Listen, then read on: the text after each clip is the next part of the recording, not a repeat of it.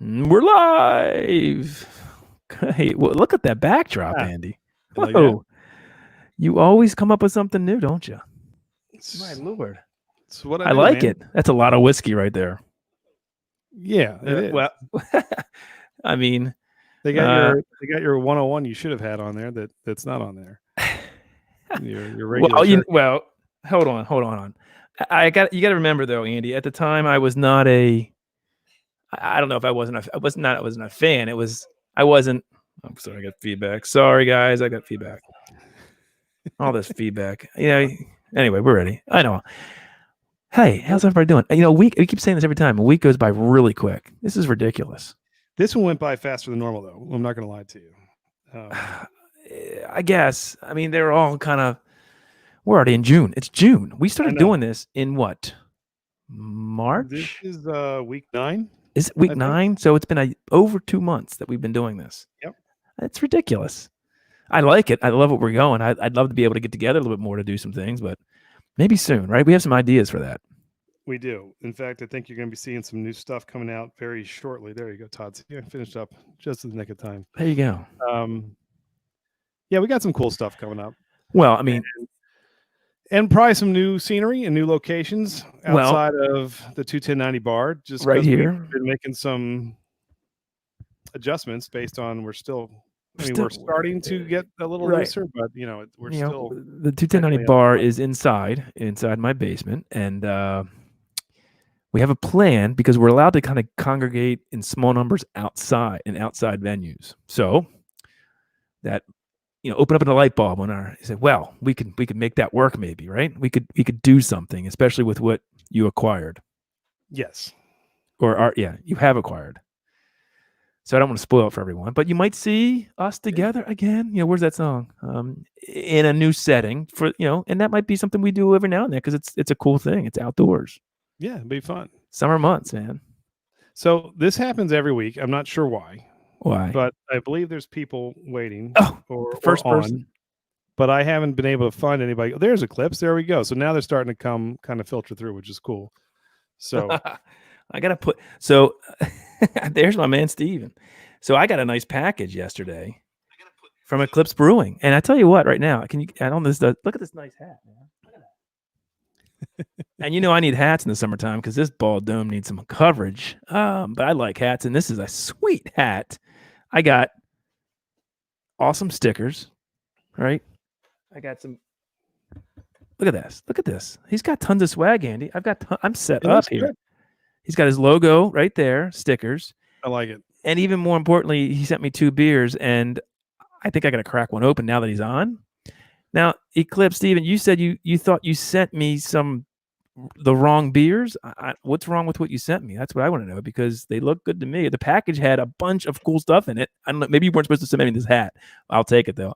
No givesies back. It's not coming back. I'm keeping it. You gave it to the wrong guy, Steve. Just not gonna lie to you. But I'm keeping the painting, Todd. Yeah, the painting was a gift. The painting was a gift. You almost got it right. That's good. Hold on. I got to get the beers. Hold on. There, and watch. He'll knock the camera out and it'll be a solo show. So what's up, Scott? Scott's with us. He will jump on again later. More whiskey from our whiskey guru. He'll be coming up later. Dicky Dad, what's up, man? Hey. Gearing up for another long one. What's going on? Oh, Dickie's here. He's our man. Yeah, we're ready. Can I just show real quick what Eclipse beers they said? I don't want to. I mean, I'm going to crack one. This is the one that really intrigued me. First of all, he's got a canning line, which is love that. How much do we want that? I mean, no, that's awesome. Yes, the package I figured was. Well, no, not my wheelhouse. But you know what is in the wheelhouse is this label and name. I mean, Andy. I mean, for us backstage, look at this. This is like something you would do. 100%. It is. That's me up front, and you would be the guy in the back doing the lights. I like that. It's a amber ale with 6.4%. I love just malty beer, so nothing wrong with that. I'm sipping on my homebrew, which is the coconut brown ale. So I like everything. You know me. I had some coconut brown ale. There you go. It's sweet, right? It's a lot of coconut in this version. It's good. Yeah. But yeah, hey, always supporting local Eclipse with local brewery. That's fantastic. I love it. He's a home brewer that I think. There you go. We had Steve Jones on from Oliver Brewing Company. Had this little collaboration with Black Flag, Toss a coin at your brewer, and that was one of their new releases. If there's still Yeah. some left on Beer Me, you can find some, but I'm going to sip on that. And then Well, we're going to go from home brewers and small breweries to, we do have a review that we're going to unveil tonight from a large brewery after we're done our top 10. And before we jump into bourbon, we got another packed night. So Dickie Dad, you might be right. We might be in for another long one. Who knows? But we like it, man. That's what Tuesdays are for. Yeah. there it is. So our friends at Stone sent us out a couple beers for us to review. So we're going to do one tonight live, and then we'll do another one via video. Hopefully Todd and I together soon. So yes, that's coming up. That's the hopefully out there. And this is cheers. This the Eclipse, Stephen. Thank you so much, my brother. I'm going to crack this amber ale open, the backstage from Eclipse Brewing. That's awesome. Andy, we need this. We need canning ability and labels. This I'm telling you, he's like a professional brewer. He's got all the swag. He's got the great beer and the can. I mean, this is what, if you saw this in a lineup, tell me you wouldn't buy it. There's no doubt you would. I'd already have it. Yeah. How many? He said you two? Oh, he sent me one of with 2 beers, one of each. So I can save one and we can crack it open together if you want. This is the all together. Well, maybe that's a sign, Todd, that we should be all together to crack it open. Oh, shoot. Read the label. Saying. Uh-oh, hold on. This has THC in it. Wait, hold on. That might change some things on camera right now. You've been talking the whole time. Hold on. I think he said something about it too. He does. It does. It has 30 milligrams of THC. Well, we're going to hold off on that one on lives. We'll do that one in a separate. We'll do that one together. How's that? He warned me about that. Okay, awesome. Good. Thanks for the warning. I won't do that on camera. I don't know if that's, not that I'm against that, but we'll do that later. We'll do the all together. You know what, Steve? You shouldn't have said anything, because I know. Honestly, really, he is like Ron Burgundy. He'll read anything that's on the prompter. So if you put it out there, he'll just do it. I mean, go for it. You should. You stay classy, San Diego. Well, after I would have drank that with the THC, that's how I would have gotten this live stream. Probably would have gotten. Oh man, for the worst. Now I'm kind of upset he said something, but that's all right. It's all right. It's all good. So we're gonna do. Here's my question to Eclipse. OG Art's here early again too. Awesome. I know he was on live this week. Real quick, in 1070s here, Dickie's dad, Robot Scott. We got a lot of familiar faces. I love seeing you guys every week. It's awesome. But I get a question for Eclipse. I've seen this, Andy. Have you seen this anywhere? This all together. This was a lot of brewers are doing this nationwide in terms of supporting local. Yeah. I think restaurants or just businesses. I think it's the service industry that's hurt by the shutdown. So a lot of people, and I've had a few from local, and Eclipse somehow got.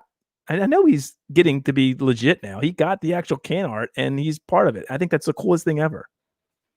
Yeah, it's really cool. I love that. There was one. He's a fool. No, Maryland has. That's what Maryland does. That's one of them. Breweries come together. Like I think everyone's kind of doing their take and their version on it. Yeah, but this label here I've seen everywhere. I mean, multiple places. Oh, that's cool. Yeah. So I mean, I saw one by Dewey and another brewery in Salisbury, a new brewery that did a beautiful. This is an IPA. And I think we need to know about this one, Eclipse. Not to hijack everything, but I want to get this. At least one of them cracked open. Mm-hmm. It is. I don't know the ABV. 6.5%. Indian Pale Ale. That sounds into my wheelhouse. No THC in this one, right? If it is, oh well, it's going down the gullet. Nice carbonation on that. Look at that. We need a canning line, Andy. We do. A canner. All right, Andy. What are we also doing tonight? I'm sorry. I'm going to pour. Don't mind me. You're good. You're good. All right. So, Todd's pouring that beautiful beer. We're going to be doing. We'll kick off our top 10, which I have a feeling I've already gotten some text and some comments on IG that it's going to be controversial. I think. Yeah. Look at that, Todd. That's nice. Nice hazy right there. I can. What hops did you use in this Eclipse? Because it's nice and juicy. Smells fantastic. Mosaic, maybe some. I don't know if there's Citra. Maybe. God, it smells delicious. Anyway, very nice soft mouthfeel too. I just had one sip. Anyway, go ahead, Andy. I'm sorry. I'm quickly diverting. You do that. I'm used to it. So now I'm diverting. So it's fine. Oh, did you see what OG and Art said?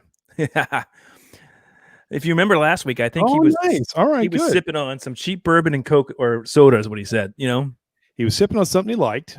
Yeah. It's all good. It's right. And but yeah, the small batches, it's great, man. It's got a little kick too. About I think 94%. So Yeah, that's a good one. You'll have to let us know what you think. I love Elijah Craig, and their Oh, barrel that's so their cool. barrel proofs are so good. So He was at. outdoors in Maryland, what's up? Nice to see There you. he is. I think it's Sam, right? What's up, buddy? Are you catching any crabs yet? That's what I want to know. I tried to get crabs for this weekend, Andy. At a place I usually get. All they had were small females. That's it. I said no Well, thanks. I got a hookup, So, Todd. do you? Oh, well, you didn't help me this Yeah, weekend. that's all right. Oh, We'll plan it. We'll do that live one night too. Maybe we'll have what's everybody else sipping on? Cheers. We're gonna get some beer tonight. We're gonna get some whiskey. It's gonna be, last week that was fun. we had a good time last week. It really was. And I think We this went. week's gonna be fun too. So we did 3 weeks in a row of movies, Todd. It was fun. We had best comedies of the 80s, 90s, and then 2000 to present. And then now we're looking into doing tonight's one hit wonders. So what is going to be fun here is, even just classifying what a one hit wonder is. Yes. Um, because Yeah, if that was the biggest thing. you barely at the top 50 or something like that, I don't think you make the list. I think we're looking for recognizable, like Well, one big that's debatable recognizable too, and because you didn't recognize half the ones I did. well, no, that doesn't mean like, well, okay. So truth be told, our lists are vastly different. First so time. every single week you see Todd and I, we usually have at least 4 of the 10, usually 5, the same. Mm, We do not have one song in our one hit wonders list that's the same, that's beautiful. which is gonna be fun. So we'll we'll see what happens. Yeah, we'll see what happens. Here's the thing with the one hit wonders. I made the. This is. I'll call myself out a little bit. If you remember, a few weeks ago we did our top artists of all time, right? I had about 3 or 4 that I wanted to put on this list that were on my all time list. I don't know if that says about my all time list. we can talk about some of those because I think that's. But I didn't do it because I didn't want repeats. No, that's cool too. So, and not to divert on some of these comments, this is great. So Dickie Dad said, "Yeah, last week changed my life too. I bought the Woodford Reserve Double Oak. That's amazing. That's awesome. awesome bourbon. I love the Double Oaked." And then Ocean Art said he's loving the Elijah Craig so far. Great flavor, Nice. definitely has a good kick. It does. I'm telling you. Is that what? So is Dickie Dad drinking the Woodford Reserve Double Oaked, and is Ocean Arts? Is he drinking the drinking that tonight? Is he drinking the Elijah Craig? Is that what they're drinking? That's what I want to know. If you are, take a picture and post it with 21090 hashtag. We'd like to see it. Right. You keep trying to do that, Todd. I like Yeah, I'd that. like to see people, whatever you're drinking, just take a picture, post it on Twitter or whatever, or Instagram, and so we can see it. We'd love to see it. Hey, look, you too. If you're staying with us as long as you did last time, take a little easy on the Woodford and the. We went 4 hours last week. That went long. We had a good time. That was not only we do our end our top 10 comedies with the 2000s, but we then did a blind bourbon review, which was fun because it really helped me understand maybe not knowing what was coming, and it helped with my palate. And then we had the main thing, which Robot Scott surprised us with the George C. Stagg 19, which is a very, very nice bourbon. Yeah. I'm underselling that completely, but you know what I mean. No, that's it's all good. Brian Miller, what's up? Oh, drinking the M43 IPA. Andy, do you remember that? Here's this backstory real quick on the M43 IPA. We got that from our friend Brad Allison, who I think lives in Michigan. I think that's where that beer's from. I think. And if you remember, this was like one of our first beer trades we did, and we loved that beer, and we reviewed it, and it didn't take. Do you remember that? And we were like, we drank the entire beer. That's right. It was good. It was amazing. It's a really great IPA. And we're like, shoot, we didn't. It didn't take. Blunder. We had to go to the next one. Yeah, you're right. Yeah. Good call on that one. Mm-hmm. That's a good brew. That's awesome. No, Dickie's dad. He's at work again. Dang. That's all right. I'm glad he's hanging with us. Clip said I watched half of the movies from last week. That's cool too. I'll take that as well. That's fun. Now, the question is, will you go check out some of these songs that we're going to have tonight? That's the question. I don't know. Well, so here's the funny thing is I get to see Todd's list before it's done because I usually put the slides together. Todd doesn't always see mine. No. I can tell you 2 very different lists tonight. Not one. I love some of the stuffs on your list. But some of it I was like, what in the world is that? Listen, some of it, when you do this, you start, okay, immediately I knew a few songs off the top. What he's I'm just looking where we're turning people into alcoholics every day. It's good. Well, congratulations. There's nothing wrong with that. But when I'm doing this list, you think of some right away that I know that you just love the songs, they're one hits. And then you do some research and you start going through lists and you're like, oh, that song. And it's there could be, it's really hard to get down to 10. But honestly, So, though, do you have I would walk 500 miles or 5,000? I would walk. that was a consideration because I did love that song. Read Brian Miller's comment. Well, didn't make it, but I do like that song. It was not on. It was not on. I can tell you. Didn't come close to hitting mine, but that's funny. I actually don't mind that song. So Steve's drinking the Amber Alien from Eclipse. Nice. That's awesome. Beer House Beer Reviews. What's up? Orange County, Cali. What's going on? Whoa, how's it going, man? Orange County, California. I love that. I've been there one time for a conference at their convention center in Anaheim. Yeah, very nice. Yep. Didn't catch a Ducks game? I did not. I went to Disneyland or a California Adventure, whatever it's called.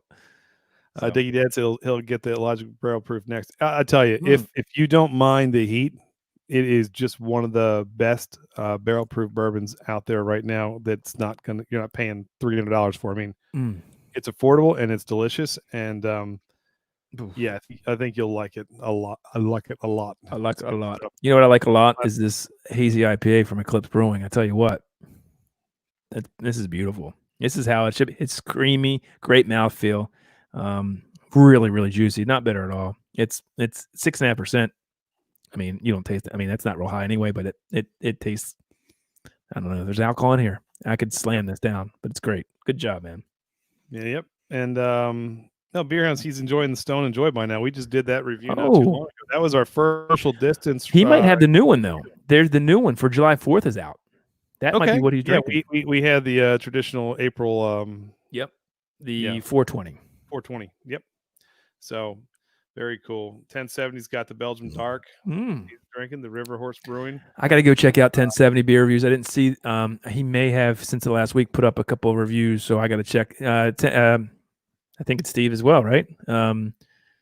Did you put up any reviews? And if so, we got to go check them out, everybody. So, yeah, absolutely. All right, so this will be fun. Sorry, so we'll kick off our list. We'll kind of plug some of what's happening as far as on the screen. Todd, you're gonna have to kind of take over highlighting some of the chat a little bit. I can do it. Yeah, we don't. We should mention we don't have Tony tonight. He's not here. No, Tony is he's one of the few from work that actually was able to get out and about. So he had a meeting in right outside of Dallas, and so he was considering coming on tonight. And I think the boss gave him a "we're going to dinner" call since he's an hour. Gotta do it. So if he comes on, it means dinner's done. Maybe he's had a couple drinks and he'll join us in a little bit. So sounds good. All right. So without further ado, here are Andy and Todd's top 10 one-hit wonders of all time, and this is going to be a crazy ride. I can't wait to see what you have. Well, I don't know. Tell me your what constitutes a one hit for you. Yeah. So this is well. To me, there's a lot of bands that had a hit that was in like the top 25 or top 50 Billboard. I mean, that's Billboard is at least used to be. Nowadays, they don't sell out. It's not the same way. But back in the day, if you had a top 50 hit, that's pretty. You sold a lot. It was on the radio all the time. So if it had that, and then maybe you had a secondary one though that was like maybe again top 100. I'm still saying you're a one-hit wonder. If you have to have a catalog of someone. Text today and said, if you go by Billboard hits, Jimi Hendrix is a one-hit wonder. So like it's weird the way that people classify. Right. I guess you're right. So I'm thinking one-hit wonder along the lines of recognizable. Like you hear that song, you're like, I don't know who sings it. There's gonna be some. Or if you name the band, you're like, name another song. You're like, unless you're a diehard. So what you won't see tonight from Todd and I is you're not going to see a whole lot of like hair bands on there because we know that genre inside and out. Right. So even the bands who I've got some way out my comfort zone. Yeah. Some who couldn't crack the top 200 on a Billboard, we know 45 songs by them. So that's not, so that's probably not going to be much of that on our list. So I will tell you, go ahead. I'm sorry. No, I just think it's gonna be interesting to see what everybody thinks we missed or what they had or songs they Oh, like. And I'm sure we yeah. missed a lot. Again, this is very personal. So it's like, so some of these things are songs recently that maybe my kids really loved, and I just listened to it all the time, and I actually secretly love the song, but I don't know anything else by this band, and I don't think they put out anything else. Some are from like the 90s. If you remember the 90s, they had a bunch of bands that sounded the same, pop rock. I liked that genre back then. Some of my top 10s would have been on this list. Uh-oh, what's funny? Oh, no. No, I hate that, John. I know. So I'm telling you, we're going to disagree on some of Oh, these. sure. That's the fun part, I think. All right, let's go. So anyway, it's very personal, and it's what I liked, and they really weren't big bands. So not, I mean, there's not gonna be, well, there's some that you definitely know, because I think on my list especially, the one hits were huge hits, but that's all they did. So let's go. Well, Todd, if you like it, then you know what, I'm sure everyone else is gonna love it. I'm sure everyone else is just gonna love it. You know, That's what I'm sticking to it. So, and I did not change it. It's episode 9, but it's definitely not favorite comedy movies. This is the rush that I was in this week. So there you go. This the is week one we've hit had. wonder. We're already starting off on the right foot. So let's just get out of the way. All right, Todd, your number 10. I'm gonna put the music to a little bit. Come on, this song, how did this not make your list? First of all, the song's awesome. I love this song. Hear that? Can hear it. All right, good. Yeah. 8675309. I mean, I love this song. Who doesn't like this song? Well, we played this, Todd. What's that? This is a second story cover. Well, see, and it's got to be that good that you can actually play it too. Covered, yeah. It's probably what, 3 chords? It's no, this one's actually this is one of the tougher the ones that I had to learn to play. 1981. I mean, but this is that old. Yeah, there's no way that you can name another Tommy Two-Tone song. No. Right? Am I wrong about that? No. And that little thing coming in the middle of that guy's hair is pretty awesome. That is pretty awesome. I mean, that's the epitome of like an 80s pop band right there, right? Yeah. So that's a good start. I think there's a handful that epitomize when you think one hit wonder, and Tommy Two-Tone, this is one of them. This is close to hit my list, Todd. So this is a solid entry. All right, you ready? See what's going on. How are you? Good. Thanks for coming on. See, that's a nice song. See, yeah, there you go. Andy, what's your number 10? All right, here we go. All right, I am going to 72. What is this? You know this song. Tell me you know the song. Can you hear it? Yeah, I can hear it. Oh, yes. I know the song. Yes. You know song. Yeah. Yeah, we did this one too. I never told you who this was who sung the song. That's great. No. And actually, once I found out that it was spelled Steal and not EEL for Steelers Wheels, then I liked them more. Mm-hmm. So, but yeah, I love this song. This is just catchy, and I was not a big. This is one of the other songs I kind of learned to play when I was on the guitar. And it's just such a fun, like, little riff to kind of sit there and play. I let people hear it. Just GCA, just GK, I guess. I'm sorry, I'm butchering your screen name. She said never heard of the song. Get to the chorus. Yeah, it is a chorus. There it is, right there. All right. Oh, Ocean Art. That was in Reservoir Dogs. Yeah, I was just going to say, did that scene with the crazy cop comes in and the whole ears? Yep, this is. So a lot of people remember this from Reservoir Dogs. I'm going to have 2 that come where they're more recognizable because of the movie than I think the song itself. Interesting. So. Well, you know, Andy, is this because you also learned these songs to play in your band back in the day? Is that why it has a special? I always liked. Well, yeah, we did play, but I always loved this song. It was just really catchy and just great song. Oh yeah, it is. That's a great pick. Yeah. Again, see, there's so many out there. I mean, I'm glad our lists don't match up because I think we look like frauds because with one hit wonders, there's so many. It's ridiculous. Yep. No, you're right. So, all right. So let's go to Todd.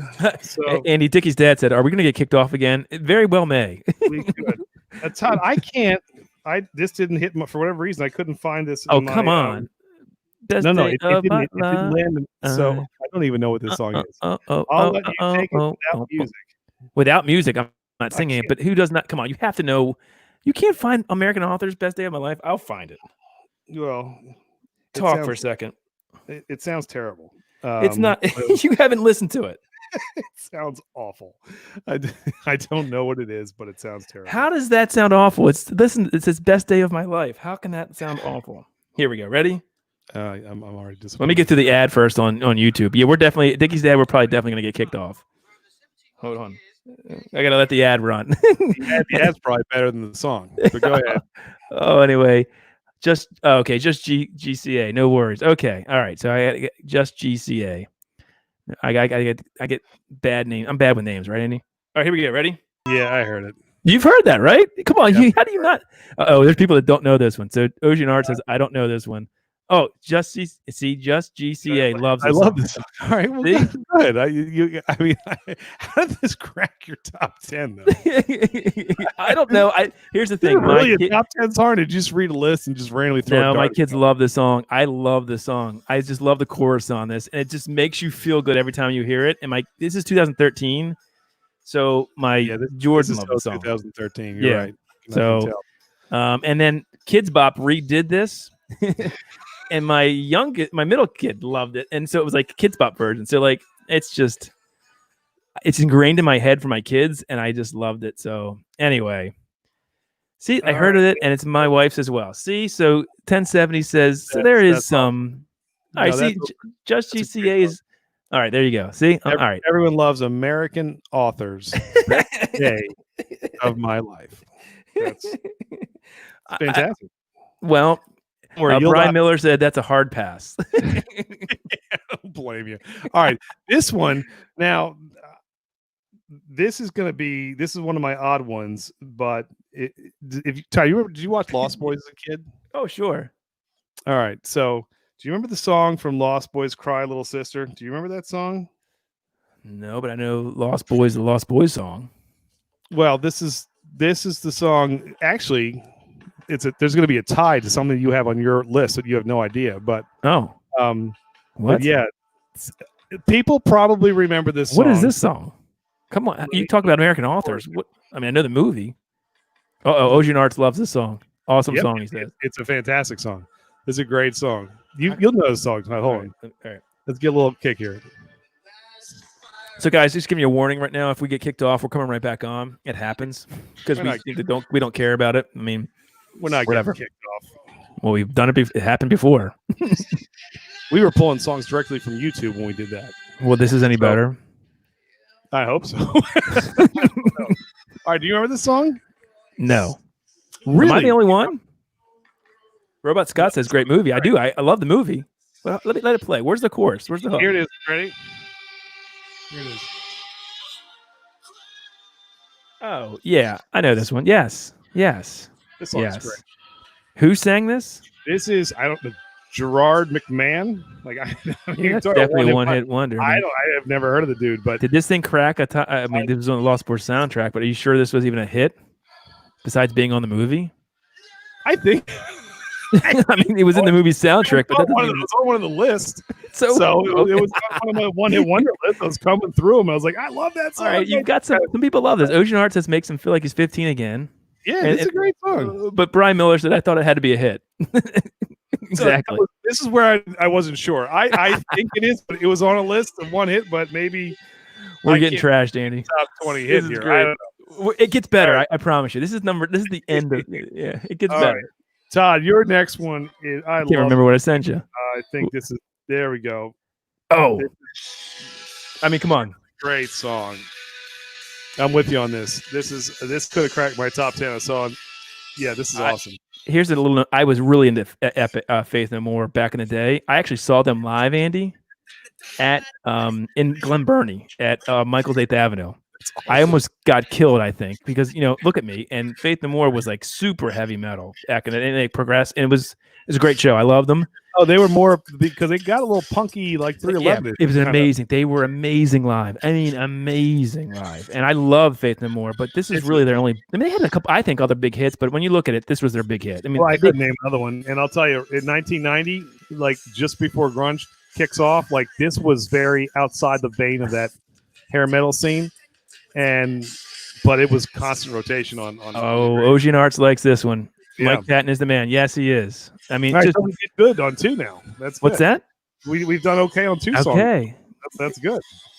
No, this is a great song, dude. It's about epilepsy. Is it really about epilepsy? I don't know, but the video looked like it because I'm telling you, Faith No More was way underrated. amazing. I actually saw. Here's the thing. I went to the Guns N' Roses Metallica back in like 1996. Their tour. Their Faith No More opened for them. That tour. That's right. Faith No More had a much bigger catalog. They didn't have any radio success besides this. They had a couple other songs that were mildly. I wouldn't be able to name them, but that's Easy Like Sunday Morning. Exactly. Faith No More. Easy Like Sunday Morning. Yep. all right. Yep. It's like the cover, like Lionel Richie. Yes. What? But it was For real? Was yes. And it was Yes. good. Really good. Really good. I mean, I kind of like Lionel's version, so I mean, I'd take a listen. But Hey, your brother-in-law, Josh Hardy's on. What's going on, Josh? really, He says, "Hey-o." What's going on, Josh? Good to see you, man. Throw us your one-hit wonders. All right, Yeah, so what do you? Faith No More is a good All one. right.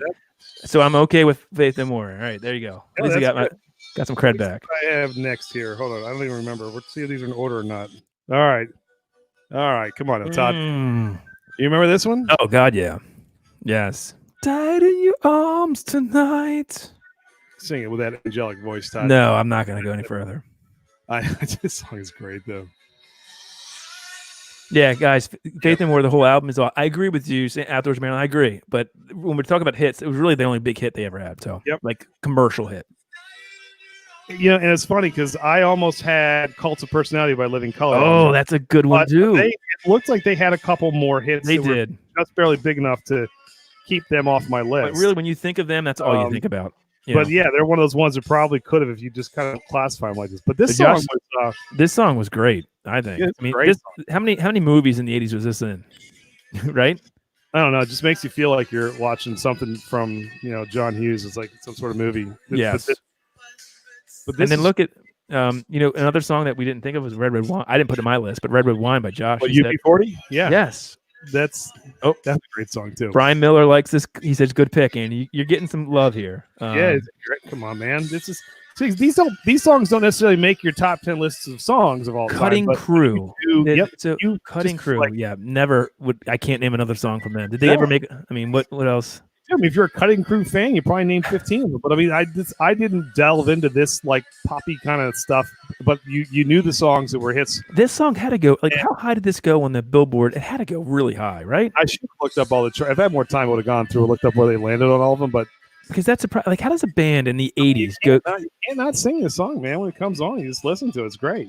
Right, but how did a band like this get a hit? Like, I assume it went pretty high because this song was really well, and not do another hit. Like, how does that happen?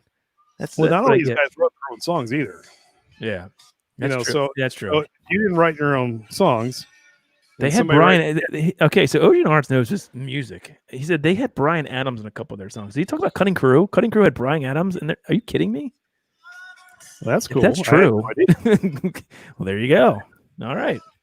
Well, they were no Brian Adams success-wise, but that's kind of cool. That's awesome, actually. All right, so there we go. Oh, We Care a Lot is another great. Yes. Everybody's feeling. Yes. Go ahead. No, just Sam Outdoors in Maryland said We Care a Lot was another big song from Faith No More. It's a theme song for Baltimore's own Mike Rowe. Like, We Care a Lot. It was a great song as well. Yep. Yes. That's awesome. Ocean Arts said this song is about an orgasm. Didn't know that either.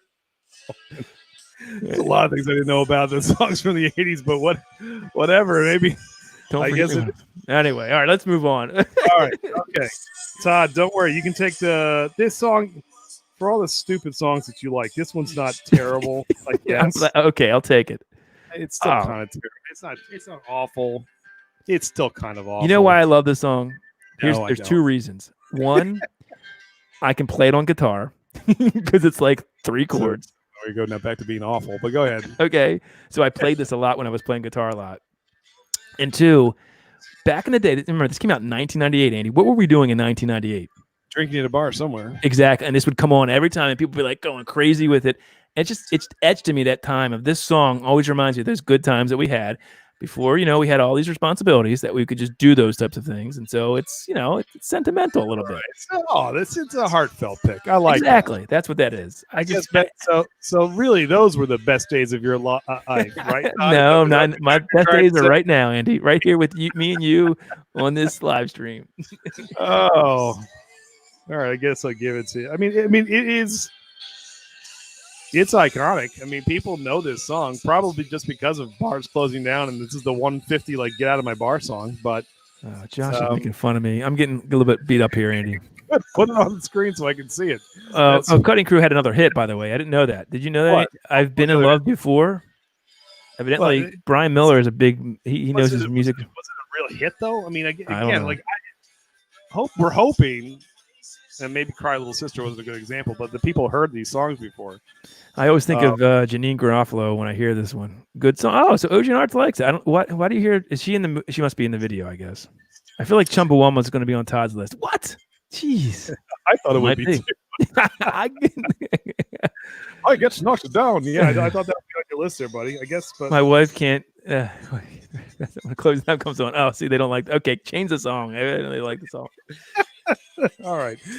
What's next? What do I have on here? All right. Oh, here we go. Oh, Andy, yeah, I missed. This is a miss on my part. This is a total miss on my part. Yeah, man, this is another. Now, so like for some reason, Brian Mills a bigger Lost Boy rare cut. Touche, Brian. All right, I'll take that. This one was a big hit. I can't believe this was 81 too. This is old, man. This song is great. It is. It was great. Yeah. I thought. For some reason I thought Rick Springfield like had a bunch of hits. Maybe because his name just sounds like he should have a bunch of hits, but I guess this is it because I sure as heck don't know anything else that he did. Now, Brian, maybe you know something. There's got to be a few more from Rick Springfield. Maybe that's why I missed this. Come on, I can't think off the top of my head. I can't think of it. Everybody's list, like top 10, like yeah, you're right. That's probably true. Rick Springfield's on there, like, and he still performs. Like, or is he still? He's still alive, right? I know he was still performing recently. I don't think he's that old. He's not 81. No, but I mean, he probably closes every night with Jesse's Girl. Because what else is he? Yeah, hold on. See, Brian Miller said, "Hold on." Rick Springfield had at least a dozen hits. That's what I thought too. Maybe that's no. If you want to look in here, come on now. I think Brian knows his music here, Andy. I think you might be calling out here. Take anyone's word who comments, Todd. I'm going to say, hold on, Rick Springfield hits. Ocean Arts said, "My wife loves Rick Springfield." So there you go, Andy. We got a lot of wives that like the music. I like it low. Neither do the wives like. I'm not going to lie to you. Hits. Okay. Hit songs. Let's see. So Brian says, I hate to admit this, but I have a Rick Springfield channel on Pandora. So there you go. So he knows there's hits. There's a Rick Springfield channel on Pandora. All right, so Rick Springfield on Billboard. Let's see how he did. Let's do it. Oh man, I'll be damned. Well, why was he on this list? Okay, so, see, all right, so this is disqualified. 1, 2, 3, 4, 5 top 20 hits. That's not a one-hit wonder. All right. Well, I stand corrected. It's just a good song. All right. I like Jesse's Very Girl. Good song. Hey, thanks for coming tonight, Brian. Great. Who brought this Brian to the party? He knows everything. I've done everything for you. Don't talk to strangers. Affair of the Heart and Love is All Right Tonight. Well, I'll be darned. Love Somebody. Play Love Somebody, he says. Ocean Art says, I'm doing the 80s shoulder dance right now. Human Touch. Brian Miller's like naming, like, I've done everything for you. He's naming every single. So if Brian Miller starts a channel, he will have Rick Springfield shirts like I have my Def Leppard t-shirts, apparently. And all right. The Guns Beer Review says, "Don't Talk to Strangers" was a good one. So, Andy, I think you better pick another one. Take his place. All right. Well, I did have another one that could have taken his place. What would that have been? You want me to see if I can find it? Brian Miller says, "Love Somebody Rocks." We should be hearing some "Love Somebody." Everybody seems to, yeah. All right, I've done everything for you. Who was the? Here's my backup. You ready? Mm-hmm. Okay. That needs to go in because Rick Springfield is not a one-hit wonder. Ready? You remember this, Todd? It sounds very 80-ish. You know this. It's a cover, but you know this song. Tell me you know this song, Todd. This is my backup plan. Is this Rock On? Sure is. But so this is cover. No, not Lap. They literally have 10,000 hits. But Michael Damian covered this before they did. Who was it? And Michael Damian covered a David Essex version of Rock On before. Who's Michael Damian? That's the guy who did this. His one hit in the 80s was. But didn't Def Leppard redo this song too? Yeah, they did. Yeah. That's actually not why I like it, but I loved this song back in the day. So That's a good song. All right, there you go. here's my backup plan. All right. All right. Does that work? Oh, and Josh trying to call us out. Do either of you have Total Eclipse of the Heart on your lists? Oh, No. Josh, you'll just have to wait and see, won't you? I can tell you, I have Josh? a reason why I don't like that song, but it wasn't until the movie came out that I started to like it again. I think My list may have it, Josh. You have to hold on. All right, Todd. Here's yours. Oh no! Oh, What happened? You screwed up your list. You screwed up your whole. No, Yeah.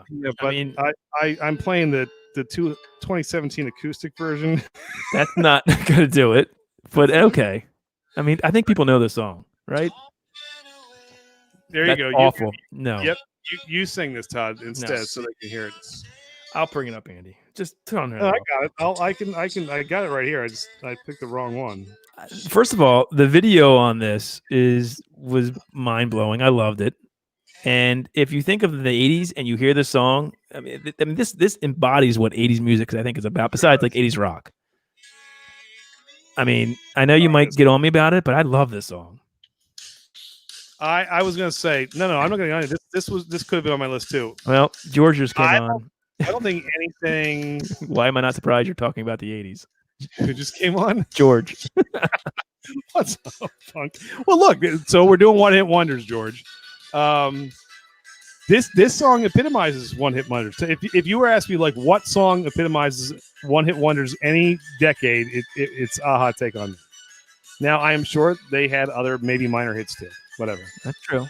Like I mean, this song, but Aha, Take on Me. There you go, McGuns Beaver. That's it. I mean, again, do I have a Aha CD? No, I don't. I downloaded this song a long time ago, and to me, I don't know. This song is in a ton of 80s movies. It's I don't know. It's quintessential one hit wonder. What else is Aha sung? What did you think of the thumbnail, Todd? You as the cartoon character. Very well done. Hopefully other people saw that because that was really nicely done. Just for fun. But this song is it's a great. This is all 80s, man.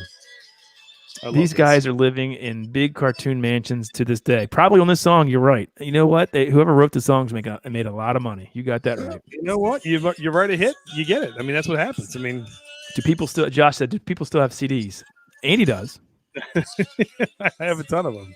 My wife wants me to get rid of them. My wife made me throw mine away. I downloaded them and I threw them all away. She made you burn all your Neil records.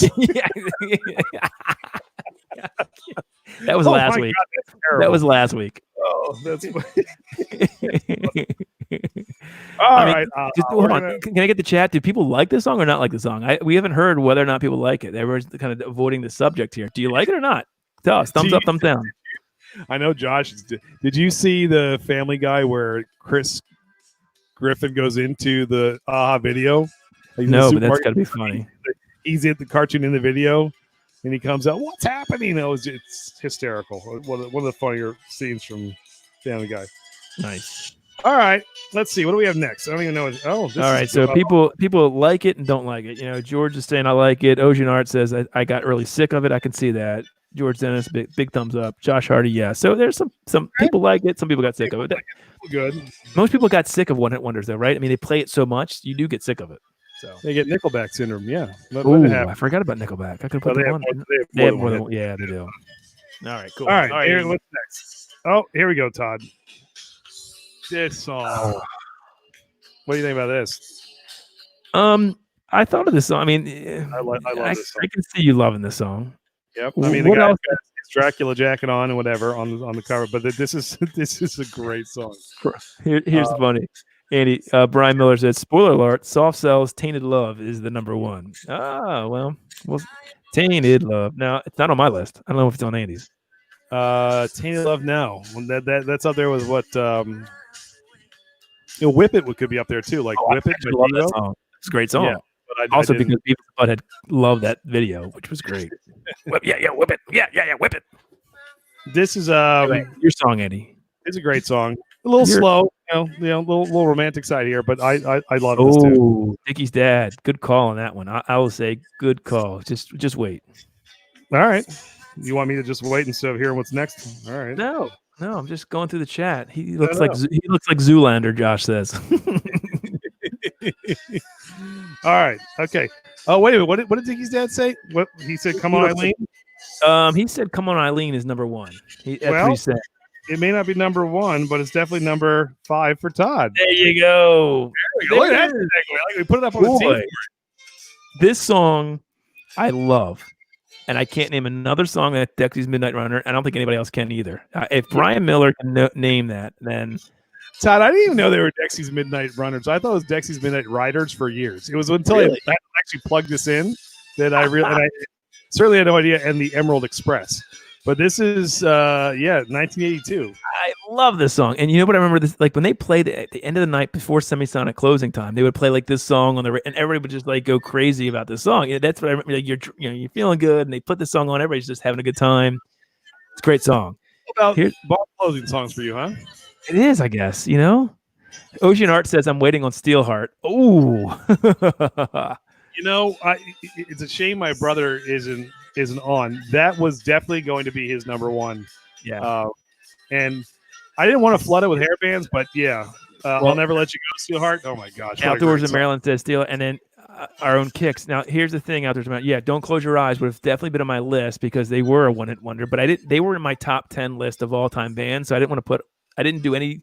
I had a bunch on my top 10 list. But you know what? Look, if you're going to say other bands had these minor hits, I mean, Blow My Fuse is a minor hit. They had that was Cold Blood. They had a couple minor hits. They are a total one-hit wonder, Andy. They had Billboard success with "Don't Close Your Eyes." No other song got higher than that. I mean, that was their one hit. Steve White wouldn't admit to that. That was their one hit. Yeah, and they still sold a couple million albums from that one hit. But yeah, so we didn't have a lot. But I will say this about Steelheart. So Todd, Rocklahoma, you remember this? Yes. God, what was it? 2006 or? We went 2007 and 2008. Okay, so 2007, first year. The first year that opened, Rocklahoma is in Pryor, Oklahoma. It's basically this gigantic hairband festival in the middle of nowhere, Oklahoma. Middle of nowhere in a cornfield in Pryor, Oklahoma. It's about 30 miles south of Tulsa. Can I stop you 1 second? One of these days in these live streams, we have to show the pictures from those festivals because they're epic. I wish I had them right now because honestly, I've got them. I've got them all on my Facebook. All on my Facebook, buddy. They're all on my Facebook. Oh, I wish I had them tonight. We have a picture of my brother and I backstage. Give me a second. Chugging a beer with Steelheart. Oh, I don't know if I have that one on mine. No, that's the one I have. We went backstage and we had you probably got a bunch of you and Rhino Bucket, but we had probably true. Rhino Bucket was good. My brother and I went back. We met the guys from Steelheart. They were awesome, and their bass player, their guitarist Chris Brown said, let's have a beer, and then he's like, not have a beer. Let's see who could finish it fastest, and we all chugged a beer. How did you get backstage passes again to that? That's what I want to know. You remember the guy that looked like a grizzly bear that was living out of the trailer? Yes, he got you. How come me and John didn't get them? That's what I want to know. He had a daughter, I think, who came there to hang out with them and the old man, and she took a liking to Tony and had. Oh, you know what, Andy? Tony. I only have 2008 on my Facebook, so I don't have the 2007. I'll pull it up one day. That's the year that I had the picture with Janie Lane. God rest his soul. I was on stage with Jackal, Great White, like that year was. Yeah. I digress, man. That was my fun. Pictures are all about the storm. If you remember that, that's the tornado. Right before. No, Trickster. Kicks came on afterwards. Correct. Yeah. Whatever. See how quickly we get off that. We're like monk. Yeah. So all right. Anyway. All right. So what's next? Oh, all right, Todd. I don't know if you remember this song. I'm sitting outside yesterday at the pool, and I tell my dad what the list is for tomorrow. Oh, Andy, real quick. Lori Tudor's on it, and she's got a great. I'll cut you off, but you're gonna really appreciate this. Hold On to 18 by Black and Blue. Oh, that's a great one-hit wonder. Hold on to 18. Well, we really could have, Lori, you're right. We probably could have easily done a whole. That's a good topic. Wonder hair bands. Well, we may alienate some people if they're not into it, but we could have easily done one. Thunder, Dirty Love, a minor hairband hit. Only remember. See, we're getting on to stuff. People are. I love that, man.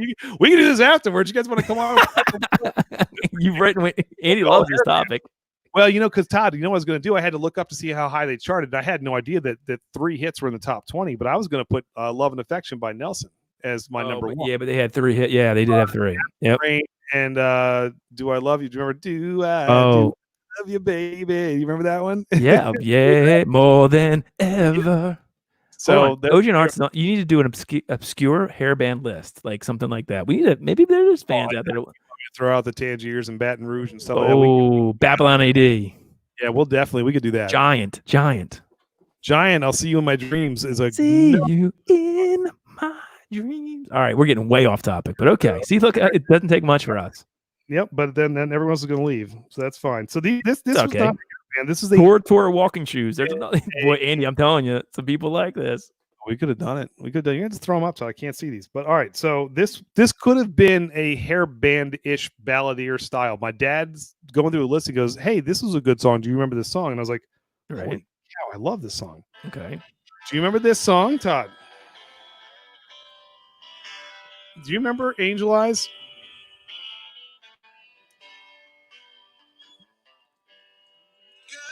Yes. This is the live version, but no, I get it. Got absolutely great song. You know, he's blind, Jeff Healy. Did not know that. Yeah. Well, you love this song. Number 5 is pretty high for that. I mean, it's a good song. I don't know about this was. Ooh. Well, this really didn't classify as a hair band. This was kind of just I don't know how you classify, just like maybe a rock band. Andy, but I absolutely love this song. You see this one? No, did you see what Dickie's dad just said? You're right. Nelson, I love those blonde chicks. Oh, Ocean Arts love this song. He says, "There you go, great song." Jeff Healy, yeah, he loves it. Yep, there you go. It's a great bit. Yeah, great song. And they may have had, I don't know if they had other hits or not too, but this was definitely the biggest one. He was in Roadhouse. He was in Roadhouse. He was the blind guitar player in Roadhouse. All right, cool. All right. Yeah. If we delved into this, he plays guitar kind of like a steel guitar. Yep. If we had looked into this, there's probably some backstories and all that stuff we could have looked up too if we had a little bit more time. But yeah. All right, so we're getting a little. We've talked a little hairbandish. Yeah. This now we're gonna go hairband. This is you. This is me. So right, I love this band, and so I think they have way more than one hit. But honestly, they had one hit. This was if you this is it. If you if you grew up in the '80s and you liked rock and roll, you know this band and the song. How well do you know LA Guns? How well do I know LA Guns? Very well. Why? Think you're a big fan? Yeah. Why? Then you would have known that LA Guns did a cover of Cry Little Sister on one of their last albums. I didn't know that. Yeah, it's actually very good.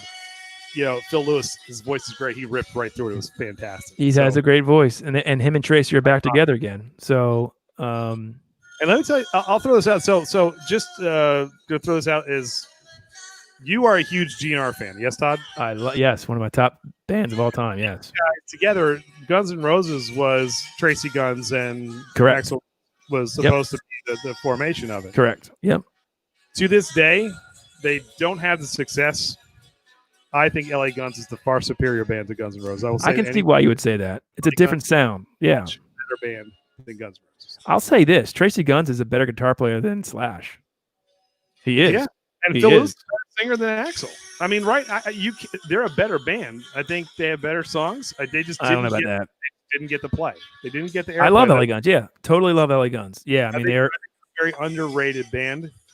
And Ocean's Art says, "Now you're talking." Outdoors in Maryland says, "I love LA Guns." Yeah, I mean, so this again, they rock way more than this. This was a big ballad. It's what got them. It's kind of like Kix. Kix had a lot of awesome rocking songs, fun songs. So did LA Guns, but they're ballad, and it came out in 1989, just like "Don't Close Your Eyes."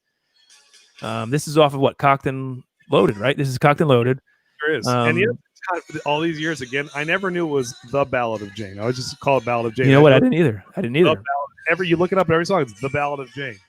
Just a great song. Amazing song. Phil Lewis is just. Can you play this on guitar, Andy? Yeah, this is not hard. Doesn't sound like it's that hard, right? Yeah. No. Okay. Most of these ballads are not crazy hard to play. You know who the toughest ones to play from the 80s hair bands are? You can't play anything by Winger or White Lion. Well. Those guitarists were insane. You have Red Beat, Vito Bratta, like guys like you can't do stuff. It's too hard. But and actually, I can't play this stuff either. But By the way, Andy, I hate Yeah. to stop you, but Brian's calling you out on your Jeff Healey's. He said actually his biggest hit was "Cruel Little Number," not what you just played. He evidently had another hit. What is Cruel Little Number? I don't know, but he says his biggest hit was "Cruel Little Number."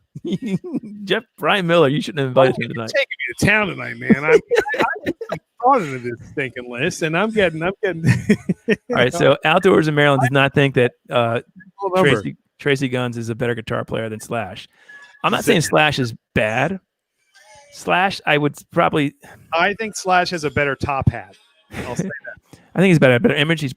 He's a very good guitar player. Tracy Guns is amazing on guitar.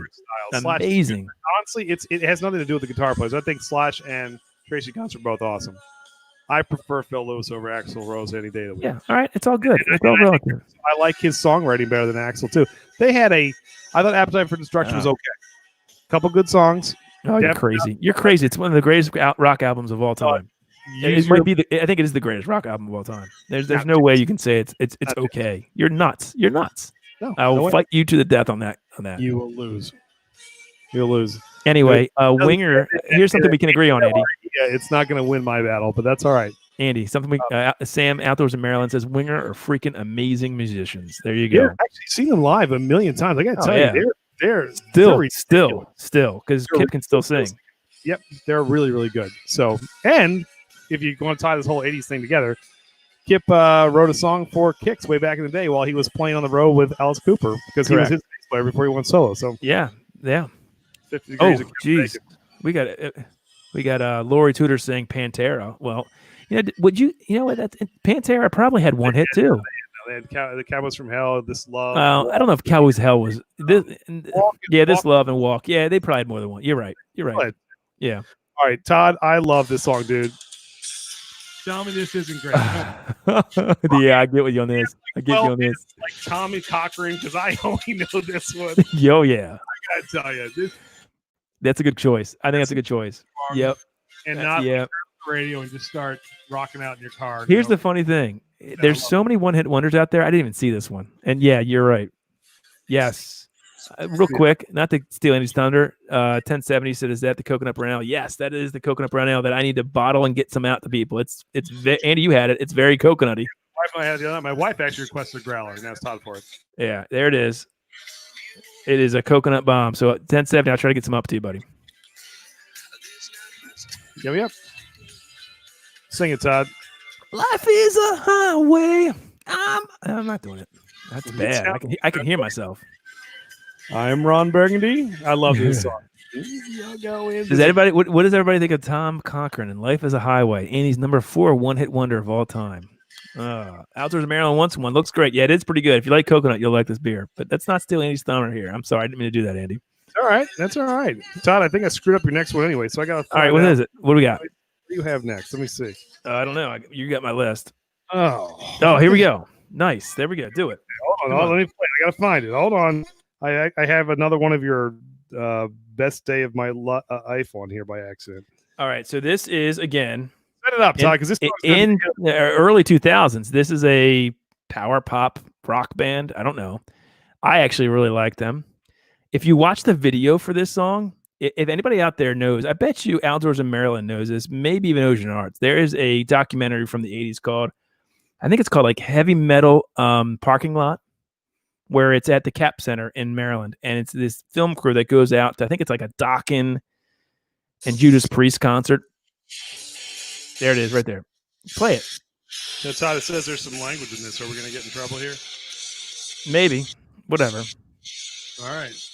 It's not, you would actually like the song, Andy. No. I'm going to tell you why. Because, well, I'll let it finish first. I'm already before I get all. This sounds very Blink 182-ish. True. And I can't stand that. It's almost like a bunch of surfer boys meet like the Valley Girls together, voice like.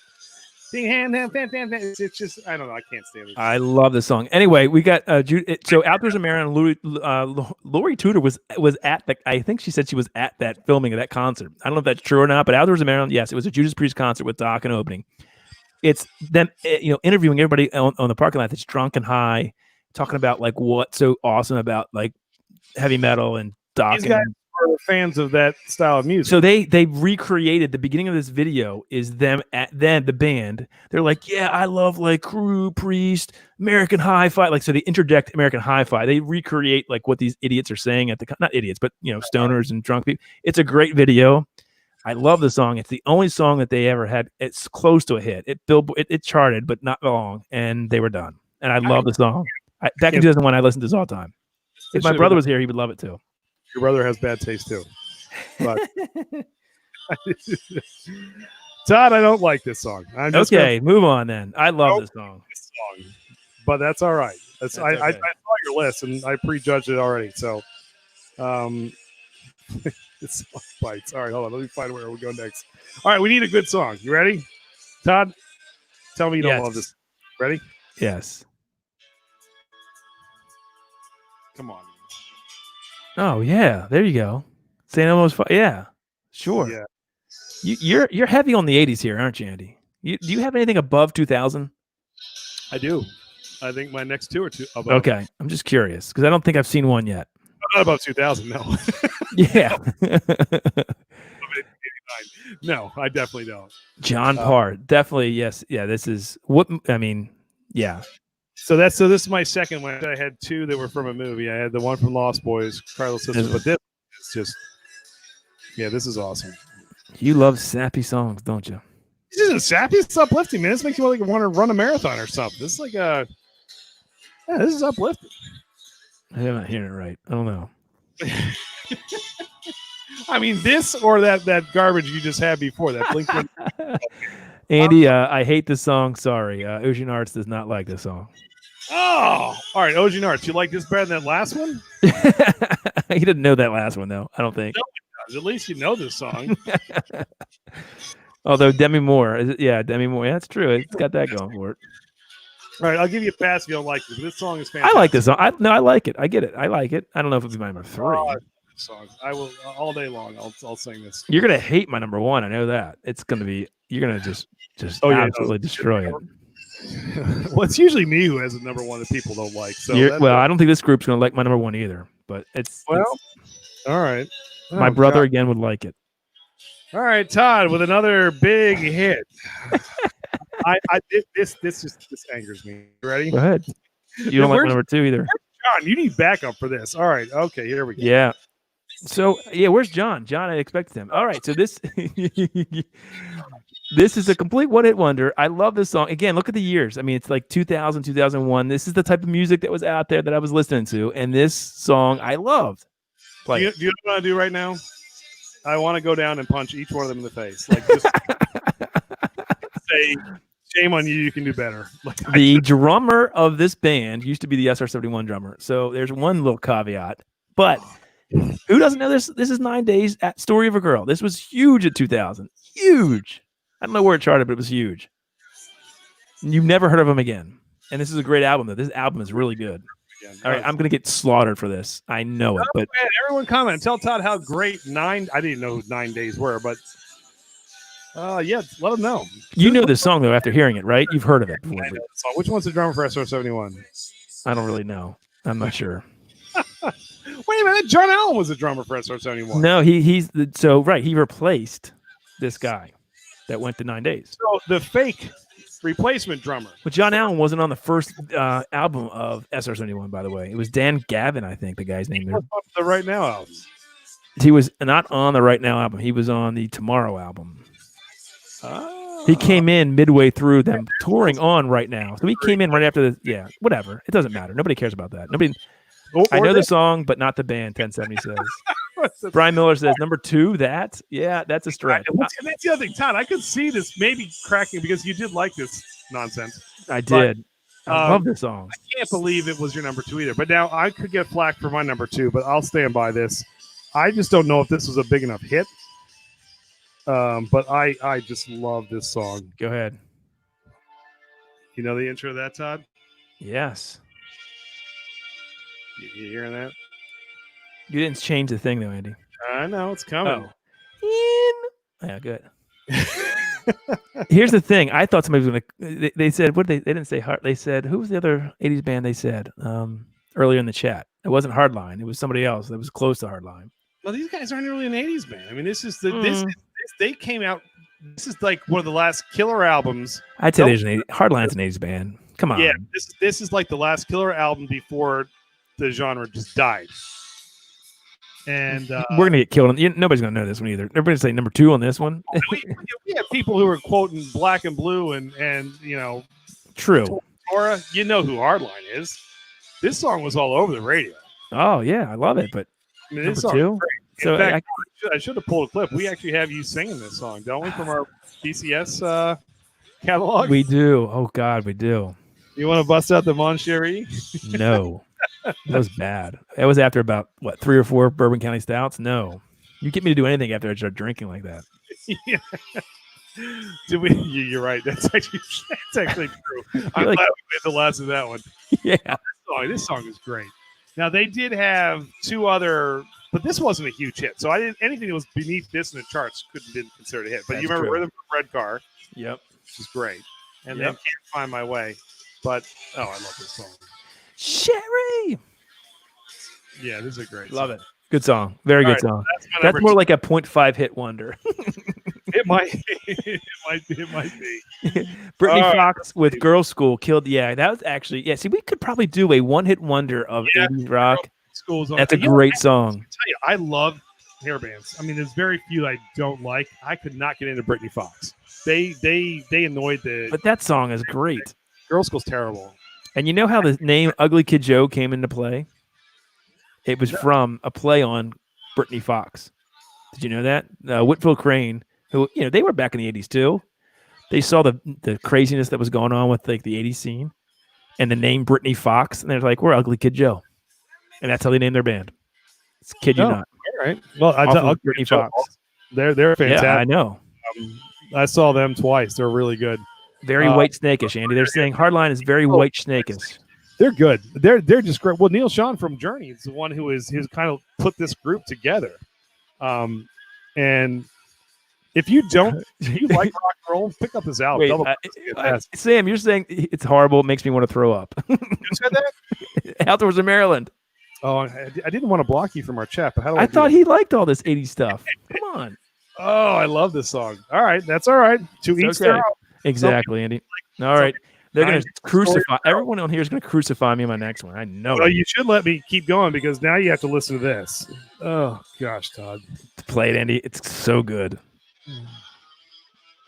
Well, this Algiers just makes me want to throw up, but that's all right.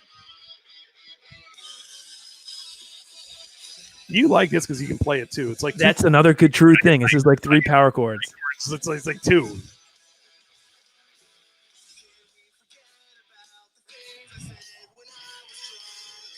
Todd, you better talk because so easy. It's so all right. So I love Lit, and let me tell you, they rock. I don't care what you make fun of this song.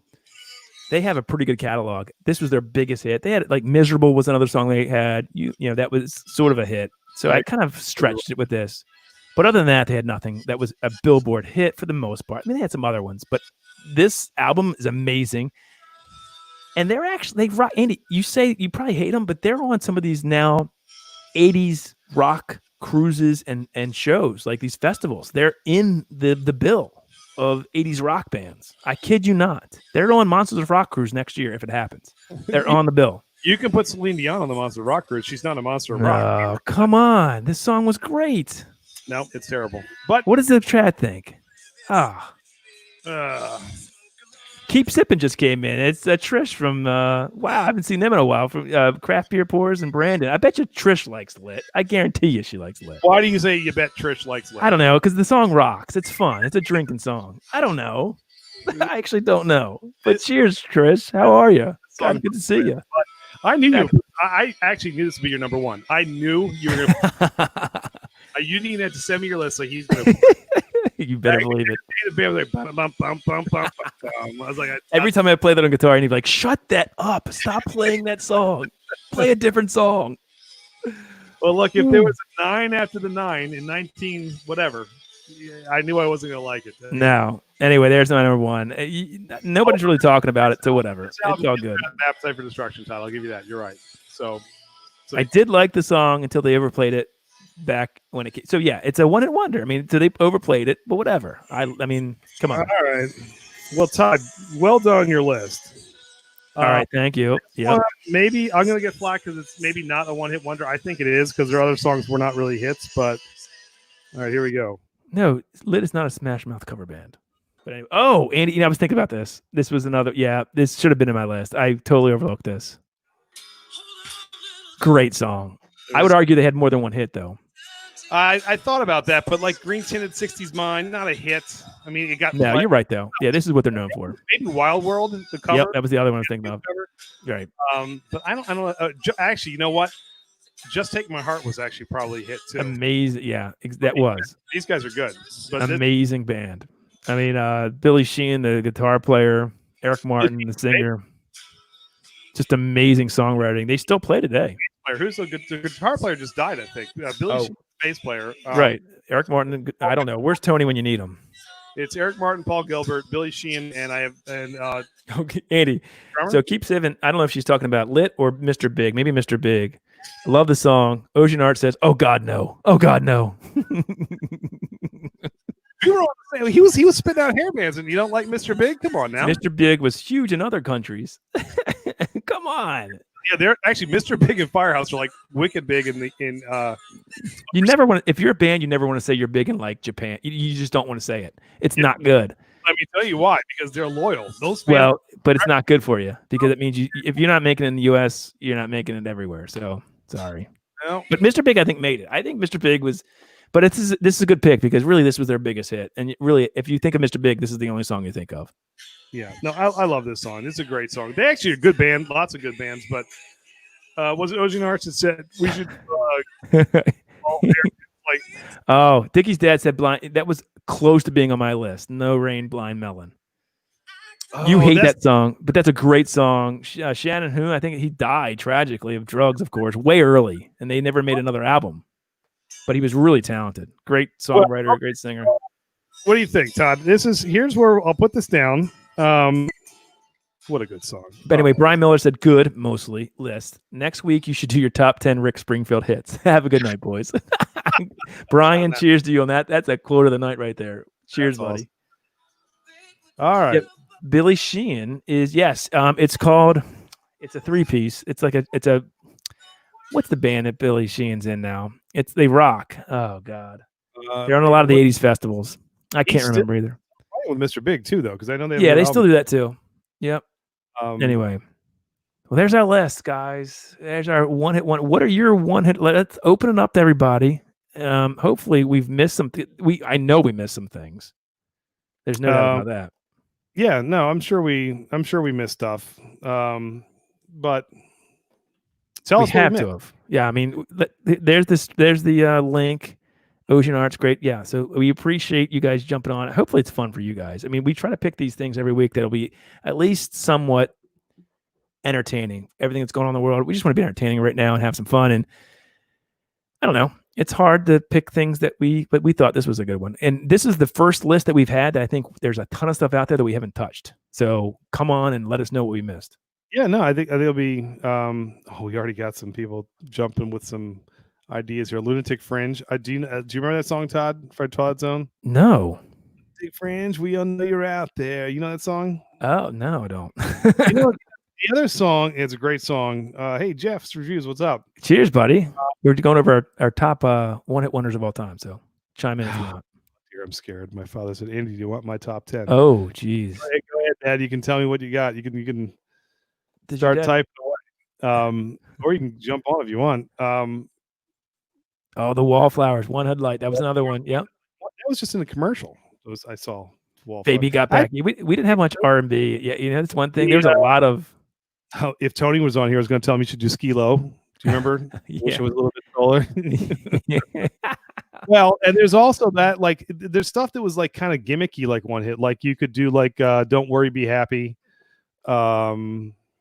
What was the Tom Cochran sang Lunatic Fringe. He was the lead singer of Red Rider. Ocean Arts and Brad, they are some serious. Tom Cochran. Like Life is a Highway, Tom Cochran? I think that's what he's talking about. I think so. I could be wrong. I don't know. Well, he didn't. All right. I had no idea. Yeah, Chumbawamba. That I would get have knocked down, but I get up again. The other one I was thinking of, it was very close to my list, was Gary Glitter, Rock and Roll Part. Like that song, because of how like it's in every single arena and stadium. Think about it. I mean, there's nothing else that he ever did, and to me, that's a hit, right? Also, I was thinking, Thin Lizzy, the boys are back in town. Oh yeah, but then they have more than that song. Really. I mean, they didn't. I mean, they weren't exactly a high chart. I mean, people know who Thin Lizzy is. The story is big, but they didn't have a ton of hits. There's a lot in the '70s too. Like I was looking at the list. Like Mountain has one. You know, the band Mountain. Light Sky. Yeah. Yep. But I'm too. Oh God, Right Said Fred. I'm too sexy. That's a good one. Yeah, that's a good one. Well, no one said it. Vanilla Ice. Oh yeah, I was thinking about it, but I thought you might do it. I thought, and it wasn't my. I didn't love that song, but it's a great. Like, I mean, it kind of it was iconic. That's all I can Here's say. a question for the chat. I was very torn to putting in Tone Loc, Funky Cole Medina, because I love that song. But he also had Wild Thing, so he really had two hits. Bigger than Funky Cole Medina. But I love Funky. Yeah, either one. He had two hits. I was like, gosh, like I love both of those songs. No, all right. Okay, yeah. Todd, you see this from Dickie Dad? I can't believe you didn't have Bop. So that's who I thought was having it. Andy likes him more than me. Thank you, Dickie, for calling me out as a Hanson fan when it's Andy. Todd in high school, as a gag gift, bought me the Hanson CD because it was funny. I bet you like. I was like, yeah, whatever. And he took it home and loved it. These two little teenagers they make some good music. I'll tell you right now, I'd rather listen to Mmm Bop than American Hi-Fi. Oh, okay, I got you. All right, I got you. Or Nine Lives, or what's 9 days, Andy? 9 days. Jeez. It's the story of a girl. At least I had bands that had one hit. You had like 3 or 4 that had multiple hits. You had Rick Springfield, for crying out loud. I didn't know that. I had no idea. I don't know any of those Rick Springfield songs. I didn't know that I was going to end up on the 20 people watching. The one would be the world's biggest Rick Springfield fan. you got that right. Yeah. That's hilarious. Oh, whatever. Hanson. Hanson. I mean, come on. Well, we got a guest. We got Robot Scott ready to join us. Andy, you want to bring him in? Man, yeah, it's always good to see Scott. Yeah, Scott. What's up, buddy? Not much. How's it going, guys? Wait, you're back home? You're not down at the beach? No, I'm back home. All right. Yeah. How was it down there? It was fine. It was colder down there than it is here. I didn't see the beach or see how crazy Ocean City was. So. Yeah, my parents were down there. They didn't go down to the boardwalk, but the beach was pretty empty, actually. They said up where they are. They're up at 100, up by hotel or the high-rise row, so it wasn't busy up there. Anyway, what's going on, man? Not a lot. Just back to work.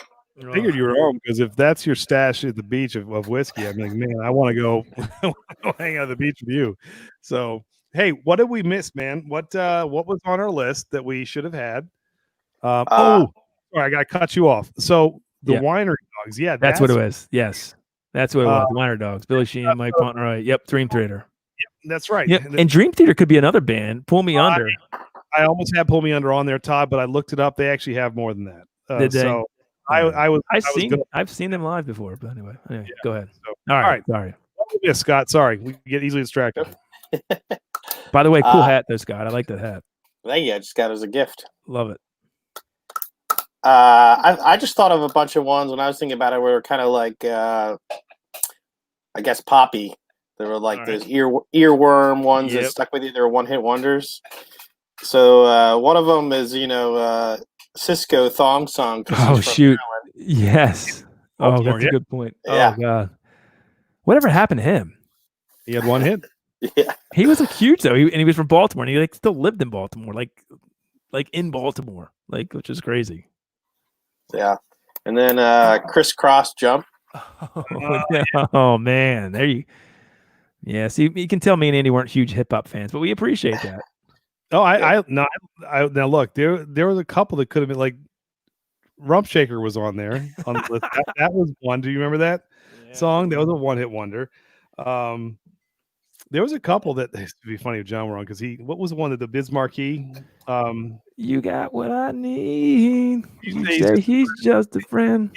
You say he's just baby you. You got what I need. Anyway, Losing stop. people. Go ahead. Go ahead. Oh, Tony feels good. And then let's see the Vapors turning Japanese. I don't know that. Yeah. What is that? You've heard it. Really? I don't. It's like 70s and 80s. It's Okay. like I think I'm turning Japanese. I really think so. I don't know, but Andy, you're getting Andy wore his pants backwards. He probably did. No, he did not. And then what else? I don't know. There's all kinds of just 99 red balloons. Yep. That was it. Yep. Dang, yeah. Totally. Who let the dogs out? Oh, Baja Men. Yes. You know what that reminds me of? The 2000 Ravens season, because that was like really big when they won this first Super Bowl. They would play every like big, Ray Lewis would go like, "Yo, who let the dog?" And it was crazy. It's like the dumbest song in the world, but like that was everywhere in 2000. Wait a minute. Hold on one second. Didn't Outdoors of Maryland give me grief for a song that I liked and he said I love? I'm turning. I think Japanese. It was Hardline. He did not like Hardline, I think. Yeah, so you don't want me to listen to Hardline, and you're down with turning. I'm totally confused here. I'm not going to lie to you. It's all subjective, Andy. All subjective. That's all good. Funny. So maybe you also liked what was Mickey? You're so fine. That's a good song. I didn't think about that. That's a great song, though. That's true. I forgot about that one. I've ever seen, but yes. No, I said Brie. I don't know what he means by that. What was that? Said I don't know what that means. All right. He's explain yourself. It's probably like you. He's typing too fast. It happens. Yeah, I hear you. And here's Devo Whip It. That was another good one, I thought. Whip It? That's stupid. That's great.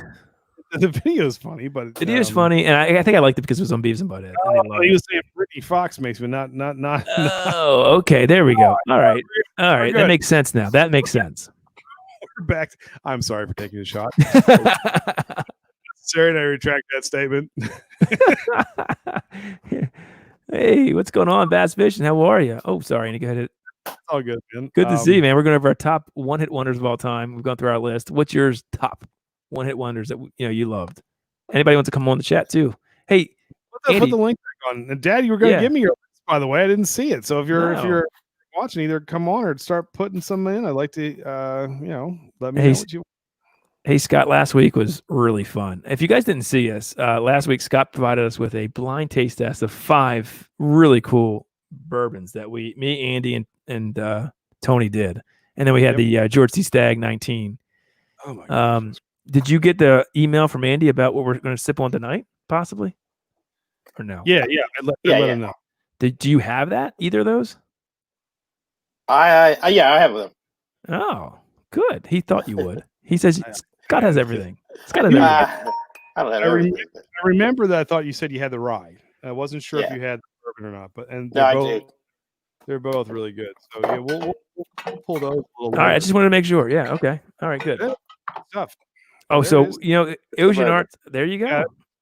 Ocean Art. Do you have the rye too? Yeah, I already grabbed that one earlier. Okay. Ocean Art said, "How about country songs that you have to admit you like?" Ooh. All right. So here's the thing. So Todd and I, we were attached at the hip in high school and grade school, music styles. Like we knew that we had this love of kind of air bands and like, rock and roll.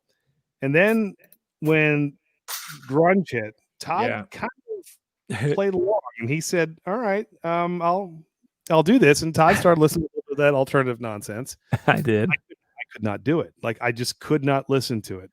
So I went into this big country phase, and I probably, let me see, if I just start going down the list of bands, and artists, but Tim McGraw and Garth Brooks and Dunn, Randy Travis, Reba McEntire, like Little Texas I love Little Texas. Saw them a bunch of times. I just started going down the list of. See, I wouldn't know enough country songs because I'm not. The only ones I like are like Keith Urban and Toby Keith, and maybe Garth Brooks. That's about all I know. Keith, or no, not Toby. Yeah, Keith Urban opened up when he was when he was starting out. Well, one of our friends of ours, Todd, if you remember this, from high school, is the lead singer of a country Chris band. Lucas. Chris Lucas. Well, yeah. What are they called? not big and rich. It's what's the other It's not big and rich at all. horse riding cowboy? What's their name? What they're actually very popular. Oh gosh. Something low. Low cash. Low cash. Yeah. Low cash. Yeah. So so they got real big, and we went to high school, played ball. Chris was a pitcher. Yep. I actually when he played for the Saints, and I was on Lincoln Legion, I hit a home run off of a. Well, there you go. That's great. So that off of a number one country artist, I and I think this is what you were thinking too. Had to listen to country to get the girls in the early '90s. That's what you did, Andy. That was your play, I think. didn't work at the ladies department. I loved the country. So it was fine. We were good. It was all good. But yeah, I went through a country phase. So there you go. Georgia. Yep. I know all these. So my new favorite whiskey is American Honey Sting. What is that? Do we know what that is? Is that turkey? That's not turkey, is it? Is that turkey? Yeah, it's honey whiskey. Yep. Andy, your mom's saying hi to us, and you're ignoring her. Hi, Sally. I'm sorry. I gave Dad the link a couple times, so I know he doesn't. If he wants to come on and say hi, but if not, you can send us your list of what you guys thought we missed. So I sat by the pool yesterday with my mom and my dad. First time really we got to see them in a while since this whole COVID thing, and that's nice. We all had our phones out looking at lists. Like, I got you. My dad was the one that said, do you know the Jeff Healey band? I was like, yes. He's like, this is a good song. I was like, it is a good song. I completely forgot about it. So yeah, we went through. Oh, Dad's on Mom's account. This is Dad. All right. Oh, okay, gotcha. So Dad and I went through a bunch on the list, and kind of went through. So. All right, Andy, you know what we can do real quick? If somebody else is going to come on, we're going to keep Scott here. We should really review this Stone beer real quick because we said we were going to do it. We haven't, and it's already now an hour and a half into the stream. So can we crack it open real quick, Scott? You won't mind. You'll be here with us, right? Yeah.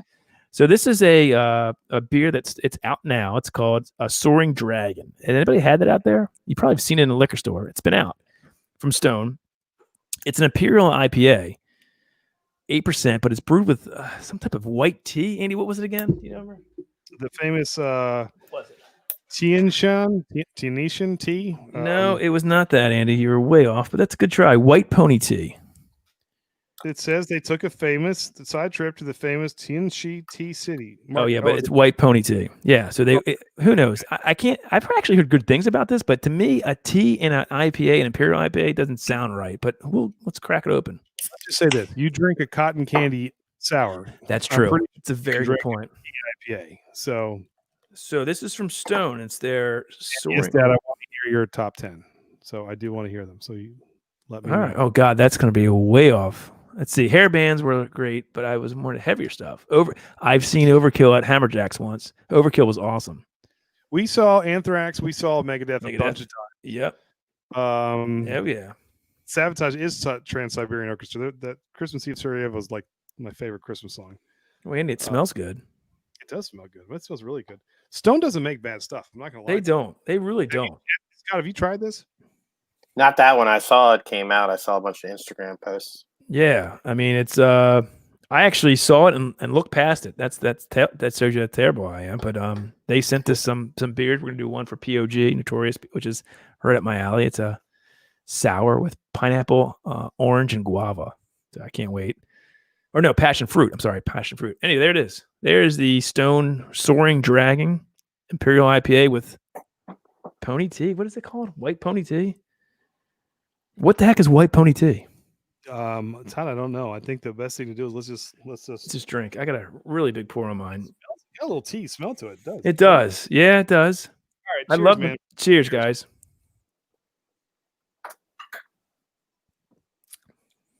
It's good IPA. I mean, it's a nice West Coast IPA. It's really different. It does have like a herbal or tea like. No, I mean it's on your tongue a little bit, doesn't it? So it's IPA up front, and then the back is almost like you're drinking a little bit of an iced tea. Exactly. That's it. Yes. Like a little cold tea. You go down. And it's really easy to drink for 8%. Yep. That's how we got. You remember the band Halloween? There's like two people, like Ocean and Outdoors, were like, yes. Yeah. Oh yeah. I couldn't name you one song though. They were. No, I couldn't name it either.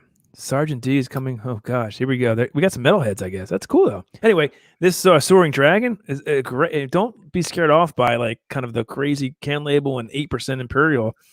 Although it is 8%, it's very easy to drink and quite refreshing. Actually, perfect for a summer day. It's actually really good. I like it. Mm. Okay, Todd, you want to hear something funny? I do. I always love to hear something funny. Your brother put down Billy Sheehan's band with Charm City Devils. You guys need to fact check your picks, whatever. So apparently, Winery Dog. So apparently, your brother is watching, and he is now being critical. Oh, he is. American right. Hi-Fi has 3 great albums. Todd should have known they were Butch Walker's backing band on the Butch Walker. he's even my own brother's crushing me. Oh God. Whatever. It is what it is. All right. It's fine. Anyway, back to the chat. And we don't need my brother chiming in from left field about American Hi-Fi for crying out loud. He's watching there, Jace. I'm glad you're watching. I thought you would enjoy me having American Hi-Fi, 9 Days, and Lit in that list, and Bow to Jane. He's big fans of all those bands. Yeah. Well, Bow to Jane. Well, you did well with that. Some of your list was great, Todd. But this is a good beer, man. It's really good. Really good. Nice. The hops on it there is a citrus note to it, but that herbal, that finish is like an unsweetened iced tea, so to speak. It's really nice. Real nice. Right? Here's one of those things, Scott, you can kind of equate this to whiskey a little bit. There's certain bottles that you look at and you're like, I'm not buying that until I try it. Yeah. And this is one of them. This is one of those years. If I'm going through a store, I'm not going to go, oh, there's an IPA with white tea. I'm going to get that. Yeah.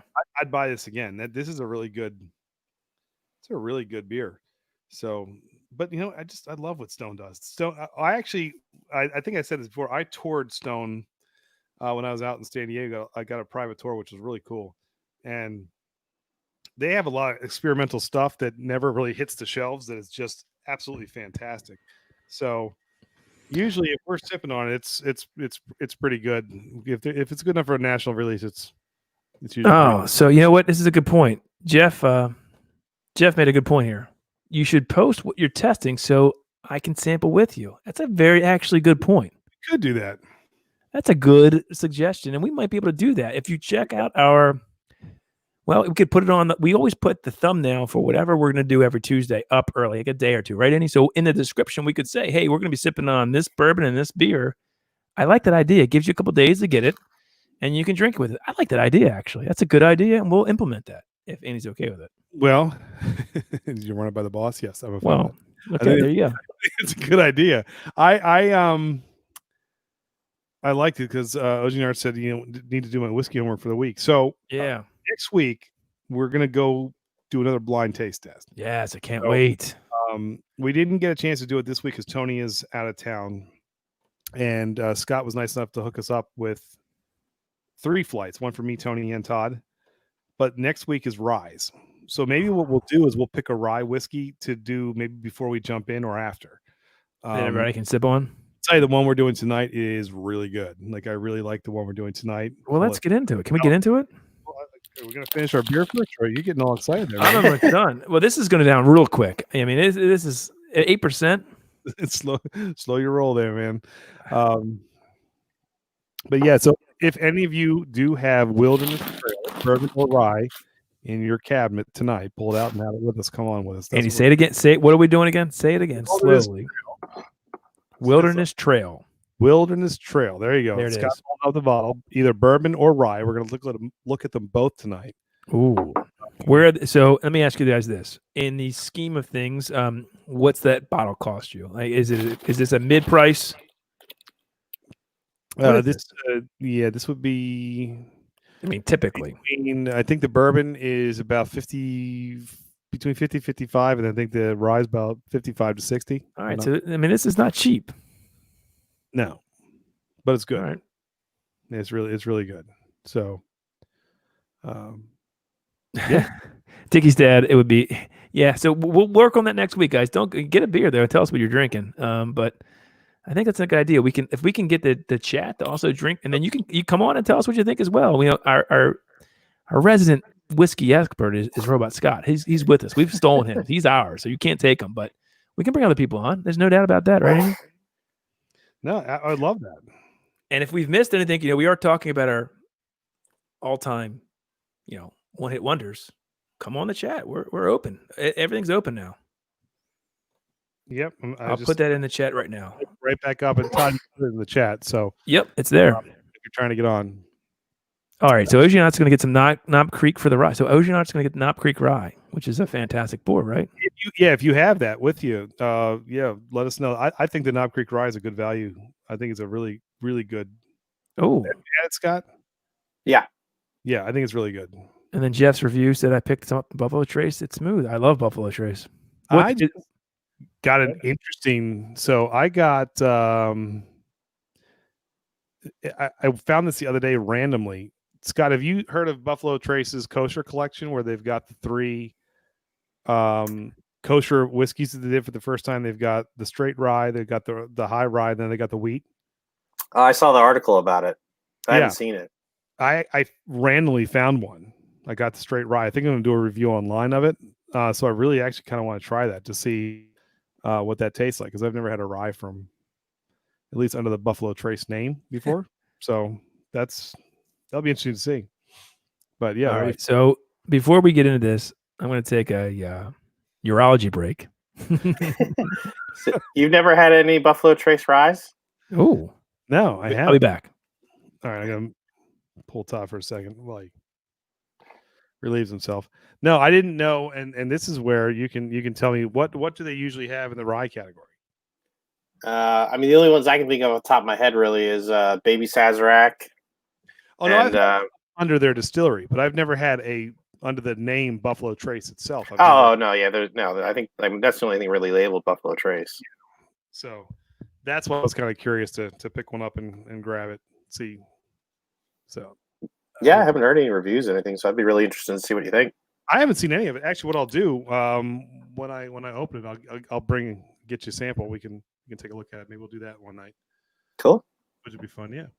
You hooked us up. We can hook you up, right? At least try. School the bourbon guru.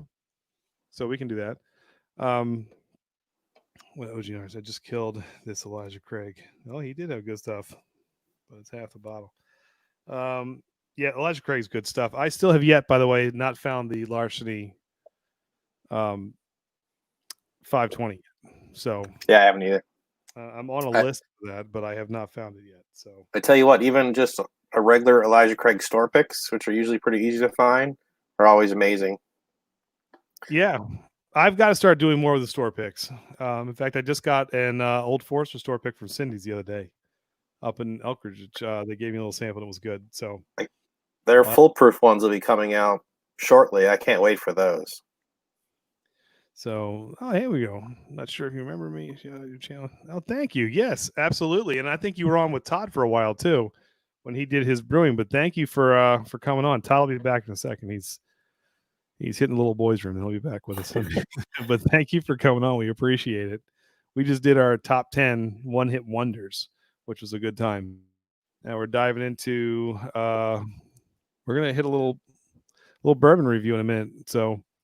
It was fun, Scott. When you saw earlier on the chat how people were saying like they run out and got the whiskeys that we were talking about last week. Some of the ones that we were talking about that we really enjoyed. So maybe we should come up with a schedule after. We'll do the rye next week, and then maybe after that we'll say, all right, the next 3 weeks we're going to spotlight these particular bourbons, and people can kind of have them ready to go. And they can come on and let us know what they think. That might be fun. Yeah. Oh yeah. I always like participating, even when I didn't come on. There you go. All right. So what do we determine? I've been out of the loop for 90 seconds and already making decisions without me. That's okay though. I'm sure it's all really good. No, we were saying after next week's rye taste test, maybe we'll come up with bourbons we want to do for the next couple of weeks so people can actually. I love it. What does everybody think in the chat? Hopefully, Ocean Arts and. Everybody else? Eclipse. Oh, he's still here. I thought he left. Look, my head got hot, and I took off his hat. Let me put the hat back on. He's here. There we go. Look, I'm seamless. This sums it up right here. If you want to sum me up right here, bourbon and hairbands. Yeah, that's. There you go. Actually, you might like something I got in the hopper for a little thing I'm working on too. So, Todd and I are working on 2 little solo gigs we're thinking about doing. And What? He said bourbon. OG Nart said bourbon and hair bands, and I said, Oh yeah, Glam and you Drink. might just like a little side project that I've got under the belt, getting ready to come on. If we ever can get together again. Yeah, I know. We'll figure it out. So let me ask you guys this: if we do that, so the idea then we have a top 10 list, but we also have some bourbons. Or what about beer? I mean, come on, let's have some beer. If people want to bring beer, I mean, we could do that. But here's the problem with beer.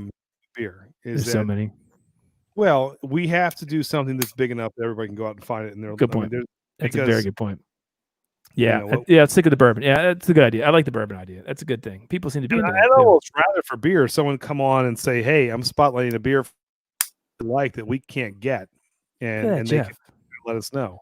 Love it. Thank you, Jeff. That's a great compliment. That's what we just want to have fun, man. Hopefully you're enjoying yourself, and if you ever want to come on. You can come on right now if you want to. But we next week, I think. Well, not next week, but you said it'll be 2 weeks that we'll put out a bourbon for everybody to get, and we'll have people come on and drink it together.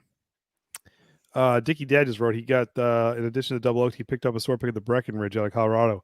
I like Breckenridge a lot. Scott, I don't know what your thoughts are on.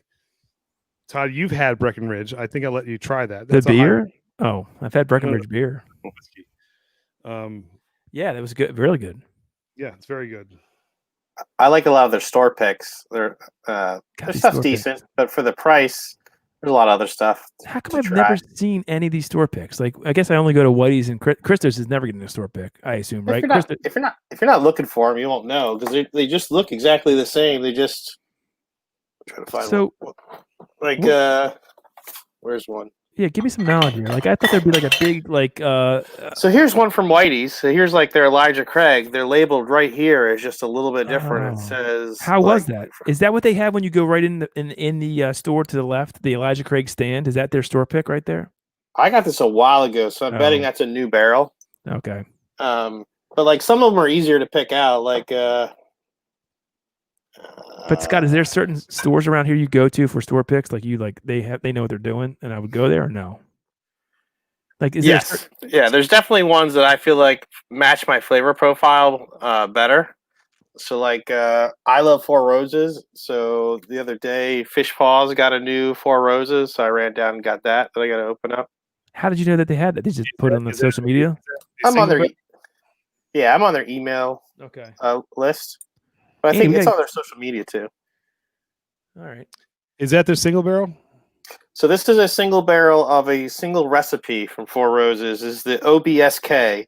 It's a 9-year, and it's a 119 and some change. I'm not doing the math. Well, I got to stop you guys. OG Nart's funnest stream found on YouTube. That's us. I love that. Thank you, buddy. We appreciate it. Bounty by Observation. Hey, what's going on, man? Bounty by Observations here. Awesome channel. We've from way back on networking and finding other channels. Cheers, man. How are you? Good to see you. We're going to be sipping on some bourbon here in a second. So we've gotten out of the beer. We've done it. I'm excited. Well, the funny thing. So Scott, you'd appreciate this. So I feel like I've tried now too many bourbons, which is no such thing. I know. Oh, but he's not tried too many. I was at his house today, and he's got a ton. Oh, sorry, is Jackie watching? She knows. She lives in the house. There's a ton of bourbon in his house. He's got plenty. He's not tired of anything. Not at all. I'm not good. You can't because it's true. There's a couple. What is this under the baby's crib? No, I'm kidding. Well, I got them shoved all over the place. I have. So does he. I have never tried anything from Four Roses before.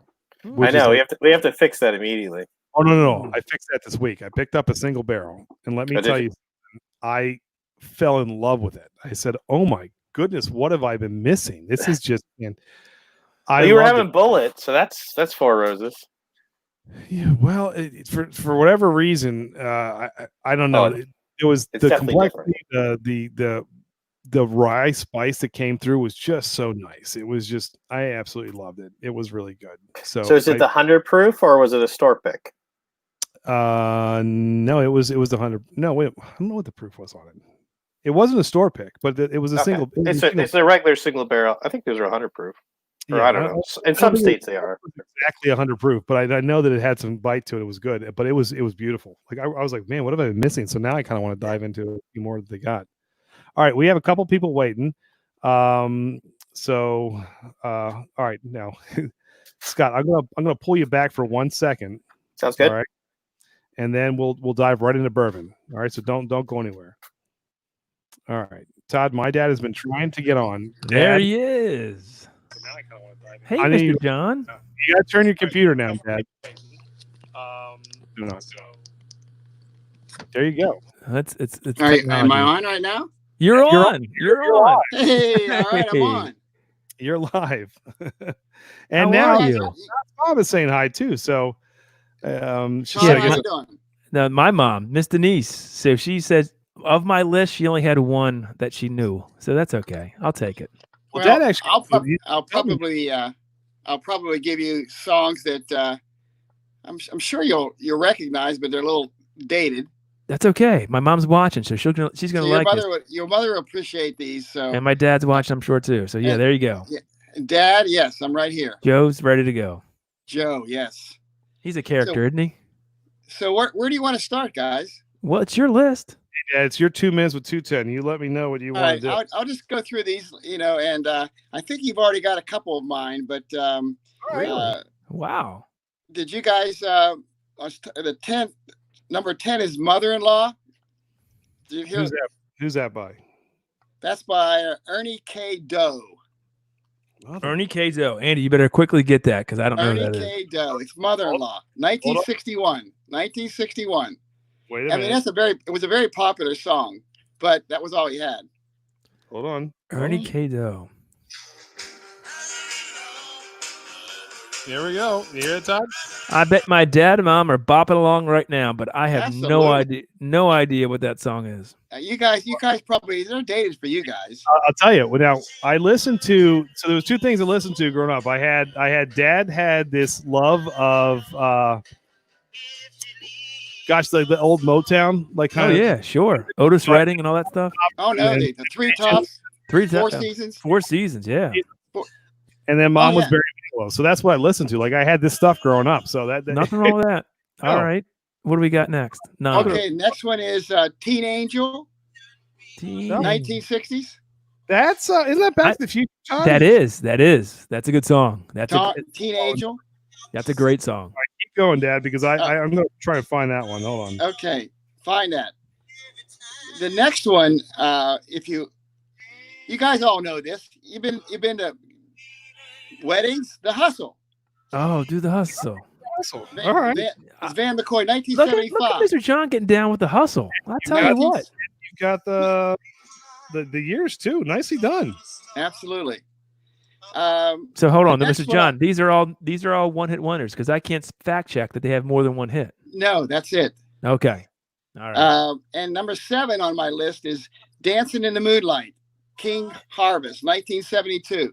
Oh, getting into the hippie stage, Andy. Yeah, Dancing in the Moonlight. Don't It's know in that it, one. Here's Is that the it? hustle. That's the hustle. Oh, I know that one. You know this one. All right. What else you got, Dad? You just Okay, said one. 1979, Ring My Bell. Ooh. Oh, I've heard that one. I know that one. And Who it's, sings that? Anita Ward. Her name is Oh. Anita Ward.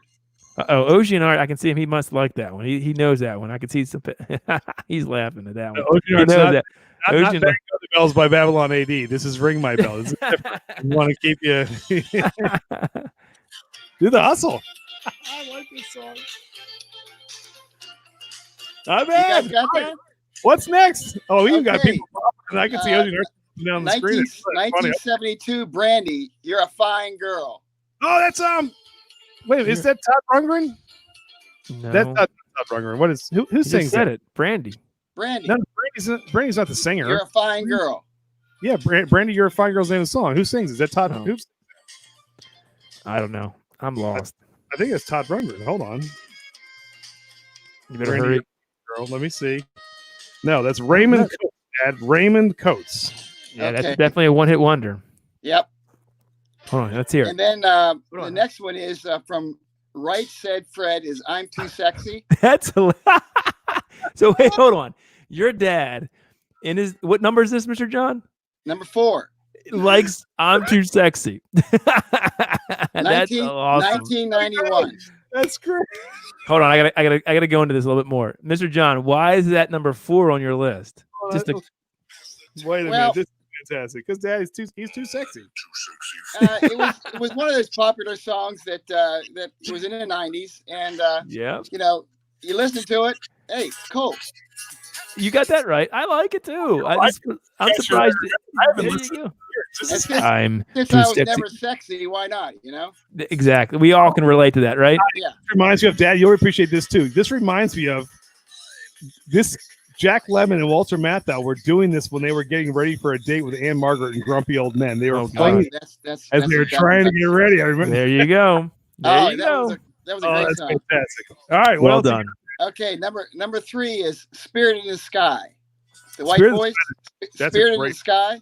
No, great Norman Greenbaum. Norman Greenbaum. Spirit in the How do Sky. you know that song? Yes. 1969. That's a 1969. fantastic song. Hold on. Give me 1 second. We're going to give it to you. Tell me that's not like That- an iconic, man. That guitar riff as well. Yeah.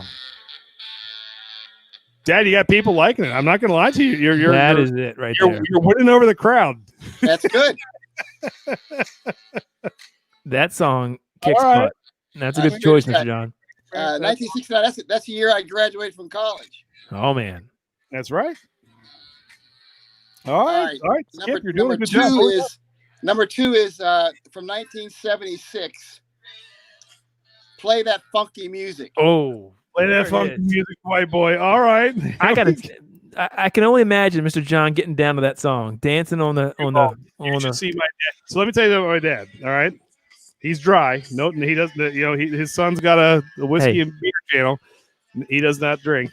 Well, that's But like let my me- dad. He doesn't need alcohol to look like You he's see having on a a good time. dance floor at a wedding, and you think that guy would need liquid courage of 100 bottles, and he doesn't care. He's out there just tearing up the dance floor. Every Is wedding that why our parents get along so well? Maybe. We love Joe. Yeah, Joe and I are great friends. exactly. I think you guys are two in the same there. Absolutely. There you go. Except he doesn't have as much hair as I do. That's true. That is true. Yeah, that's okay. It's like me and Andy. Yeah, right. There you go. And you guys already got my number one. Oh, Did we? Yeah, you already got that. Is Who Let the Dogs Out? That's great. Oh, we didn't put we talked about it though. Yeah, there you go. Who Let the Dogs Out? 2000. Yep. Yep. Wow, Yeah. that's your number one hit wonder. That's interesting. Who? Oh, Skip, I'm impressed. Look, Well done, Mr. John. Oh, Well, Big- I'll tell you. You know, it was hard getting on. I had to have my wife help me on because Well, I'm so. yeah, Thank I- God for Miss Sally. God, you didn't see the text, but my dad texted me. Am I on? Am I on? I'm like, I don't see your No. face. No, Dad. I don't see your face. He's like, I'm on now. I was like, I don't see your face, Dad. And then I'm- what text I put? I'm not tech savvy. Trust me. I put 2 words, said, get mom. And so Yeah, then Mom. That's right. And that's how it works, right? We know that What- by now. When in doubt, go to Mom. Go to every the better half. better woman. So All right. So next time, have the top Motown hits. Oh, geez, Start talking. Motown hits. Hey, That'll that- bring my dad out. look, There- My hey, Mr. John, my dad said Otis Redding had more soul than a shoe factory. Right? Good old Mr. Joe. That's There you it, go. man. All right, guys. Hey, Bye, listen, Mr. have John. fun. Enjoyable night. Hey, Thank you. you. Did great, Dad. You did great. Cheers. Yeah, well done. Well All done. right. Tip of the Talk to you cap later. to my old man. I love you, Dad. Good job. That Bye. was awesome. Cheers. All right. Bye. Bye. How about that, huh? All right. That He's was got a whole list. he A did whole great. list. He did really great. I I wanted love to- it. Bro, I we're love not it. we're not worthy. That was awesome. And you know, we didn't have one of his top 10 on our list. No. Oh, and here you go, Mr. John. If you're still watching, my watching mom this- said, "Yeah, like- put it up." That's my mom. She likes your list better than mine. So there you go. my dad's list though was that he had 50s, 60s, 70s, 80s, Who let the 90s. dogs out? He had rap, he had rock, I'm he too had sexy. I I'm mean, too sexy. look, mad props. It was awesome. Oh, look, I like that guy. I like that guy. That's all right. That's Andy's dad. I like that guy too. There you go. Yeah, I like him too. He did good. Well done. Dad. All right, Oji, let's Yeah, there's our guy. Hey What's up, guys, buddy. How are you, what's man? going on, man? how So you it's been a feeling? week. It's been a week. Yeah. You got some better whiskey, I hear. Yeah. Oh, you're gonna like that was that. quick. Let me bring that was quick. Scott's our resident bourbon guru. I'm going to bring him back on too. Scott Ojian. That's what I'm hitting tonight. So So oh, when did you buy that bottle? yesterday.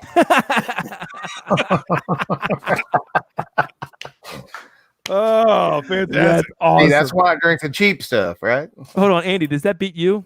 That beats Oh, you. Look, I tell you, the one thing I like is that it lasts me a while because I'll do a sip or two. I mean, it lasts me a hot second because if I go too fast, then So More- Ocean, you're a fan of Elijah Craig, then I take it.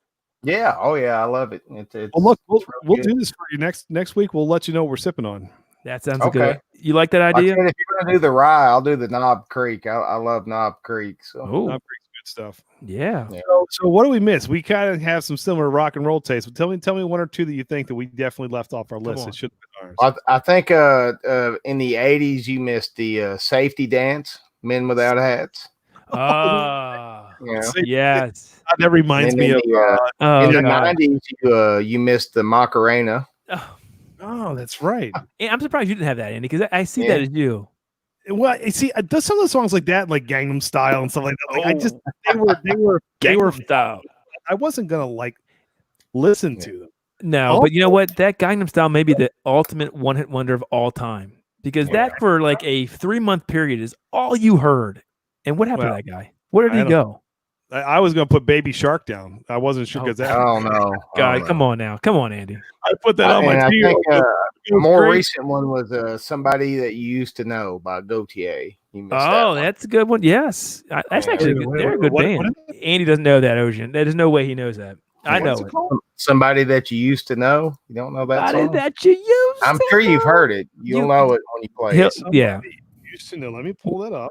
What are you I sipping on right there? What do you got there? That's a big glass. Oh, that's Elijah and Pepsi. Oh, there you go. Oof, man, that's why he's going through quick. Somebody that I used to know. That's what it's called. Yeah. By Gautier, it's like G-O. It's weird Like- spelling. Like goatee. New Zealand or Australia or somewhere. All right, hold on. Let me see. There it is. That's it. Oh yeah, I know the song. It's like it's one that you've heard, but you have no idea who sings it. Yeah, Yes, Actually- that's their only hit. You're right. That's it's also true. better than a lot of stuff on Todd's list. Oh All right, God, Andy, you suck. I like it. Jeez. All right. All right. What else you got? Anything else? We missed? That's about it. Now, like I said, I kept beating everybody over the head with the Tom Cochran lunatic fringe thing in the chat. So Wait a minute. they were probably sick of me bringing it up. No. Lunatic Fringe. I had no idea. Yeah, I didn't either. One of my buddies hit me with it. And it Really? blew my mind. It I was didn't know him. that man. either. I had no idea. Lunatic Fringe, because I love. Wait a minute, you talking about Lunatic Fringe? We all know you're out there, right? Yeah, yeah. Red Yeah. Rider was the band. Yeah, Oh, so Tom Cochran was the lead singer of it. Yes, yeah. That's what he's saying. Okay, so I got this confused. All right, so it's not Tom Cochran solo. This is a. No, he was the all lead singer of Red Rider. I love this Yeah. song. I So there think was the later hit. they went by Tom Cochran and Red Rider or something. But Yep, you hear that? That's a good tune. There you go. yeah. Do you remember that also song? Was it Midnight Oil? Beds are Burning. Do you remember that Oh song? yeah, sure. Did they have more than one hit? Because I love that song too. I don't Hey, think when so. Maybe not though. I can't name it. Burning. That was a great song. The there are lunatic some- fringe just sticks with me from the movie Vision Quest because I wrestled in high school and that was like my Rocky in high school. Oh, there you go. If you've never watched Vision Quest, it's a good movie. I like this. See, this is Oh just yeah, not, this is this does not sound like Life is a Highway. Like the voice sounds so that's a great song. That's a it's a great song. fantastic tune. Yeah. Scott, you like this one? Oh yeah. So, yeah, we got another one for Come On Eileen. We played that. That was Todd's number 6, I think. That was yeah. No, That's it. I thought it was higher than that, but maybe not. I love that song. It's a good song. I Yeah, love it. the Mr. Big Hatred comes from the overplay on the radio thing. So That was definitely overplayed. Oh, that's right. Hey, Yeah. look, Most of love these, not most. Yeah. but I can see how people. But see, that's funny. Like some songs that do get overplayed, you're like, nope. I can't do it anymore. I just Mhm. we're talking about crazy. You could That's literally the way I am with Guns N' Roses in general. Like I can't even listen to Guns N' Roses Oh, anymore. come Well, on. Yeah. you gotta respect that. There's some people who will say, "Look, I love Pour Some Sugar on Me, but I hear it so much I can't listen to it anymore." That's true. Now, for me, True. I could put it on repeat 12 times in a row, and I'd still like rock out like this is the greatest. But it's not for everybody. So if you do overplay a song, it's gonna take. And I do think that I wish there was more GR stuff other than Paradise City and Sweet Child of Mine. And I mean, it's like the same. Lies is a great album too. Come But- on. Name me 5 songs off Lies. I can't say some of them because they got cuss words in them. you just that's your get out of jail free pass. Look, I will go down saying I don't think that Guns N' Roses is as good as people. You know make what? it. All right, I think you're wrong. But anyway, Eclipse Brewing, he's talking about Midnight Oil. They had 7 great songs. Eclipse, I think, is Australian, so they were Really? Aussie boys. So yeah, so Okay. they had plenty of songs. I thought they did. All right, well that's why I didn't put. I figured they had more than one hit, but man, Beds Are Burning. I don't know if that's the name of the song. Oh, Andy, Extreme. Oh no, I was Oh, put that on there. Extreme had a couple good songs. They had a couple hits. More Than Words is their big song. More Than Words is the big one though. Hard was the other one. You know, Extreme Hard was a good one. they're my top 15 bands of all time. So Yeah, I mean, Didn't that guy go sing for Van Halen for a while? he did. He did. He Yeah. was. Gary Sharon was the lead singer. When you're Van Halen 3 Yeah, it's not in good. line, It's not things don't go very well. So yeah, that was More Than But Words. Doesn't really count. Extreme is a great band. They are really, really good. Great band. Yeah, I could. We could do an '80s hair band night, Todd. We kind of Yeah. did it with our top bands of all time. Well, I'm down with that. you know, it'd be fun. I'll tell you this. You know, it'd be fun. Do it. To heck with saying our top 10. We should combine together and do our top 20 '80s hair bands and see who we left off and who wins and who loses. Like we could do that. I think that'd be a blast. Let's do it. Yeah. There seem to be a lot of people who watch us like 80s hair bands. Why not? Because a lot of people Yeah. like have good taste. That's all I can say. It's great. It's awesome. I don't know. I don't know if Robot Scott's a huge 80s. He doesn't seem like he's a big 80s fan. No, I like pretty much every genre. I can find a lot of music I like. There you go. All right. So here, while we have Ocean on, let's. It won't be next week, but because next week we're doing the blind test. Is there something that we can do for next week so somebody like Ocean can get in there and get the whiskey that maybe we'll drink outside of the blind taste test? I mean, you just bring your favorite rye, I would say, without giving hints away. Yeah, so if you bring your Knob Creek on next week, we'll do that one. And then I Okay. think next week we'll kind of we'll find something that is affordable, at least relatively affordable, and then I'm your affordable guy. huh? and easy to find, you I know. like it. So we'll do How that. about I go find the cheap one and we'll compare them? Hey, Ocean, you know who Jackal is, right? Oh, No. you don't have You've never heard of Lumberjack. The lumberjack song, the guy with the chainsaw. Hey, play it. Oh yeah. Okay. Oh, I gotta do this. Guy from Jackal. Yeah. All right, hold on. So the Lumberjack baby, he basically brings a chainsaw out on stage and cuts down a bar stool. Yeah. Down on Me, I think. Is There my you, he favorite. knows. He knows. go. There you go. There you go. So anyway, he has his own whiskey, Oh, Mm, and I have a bottle of it.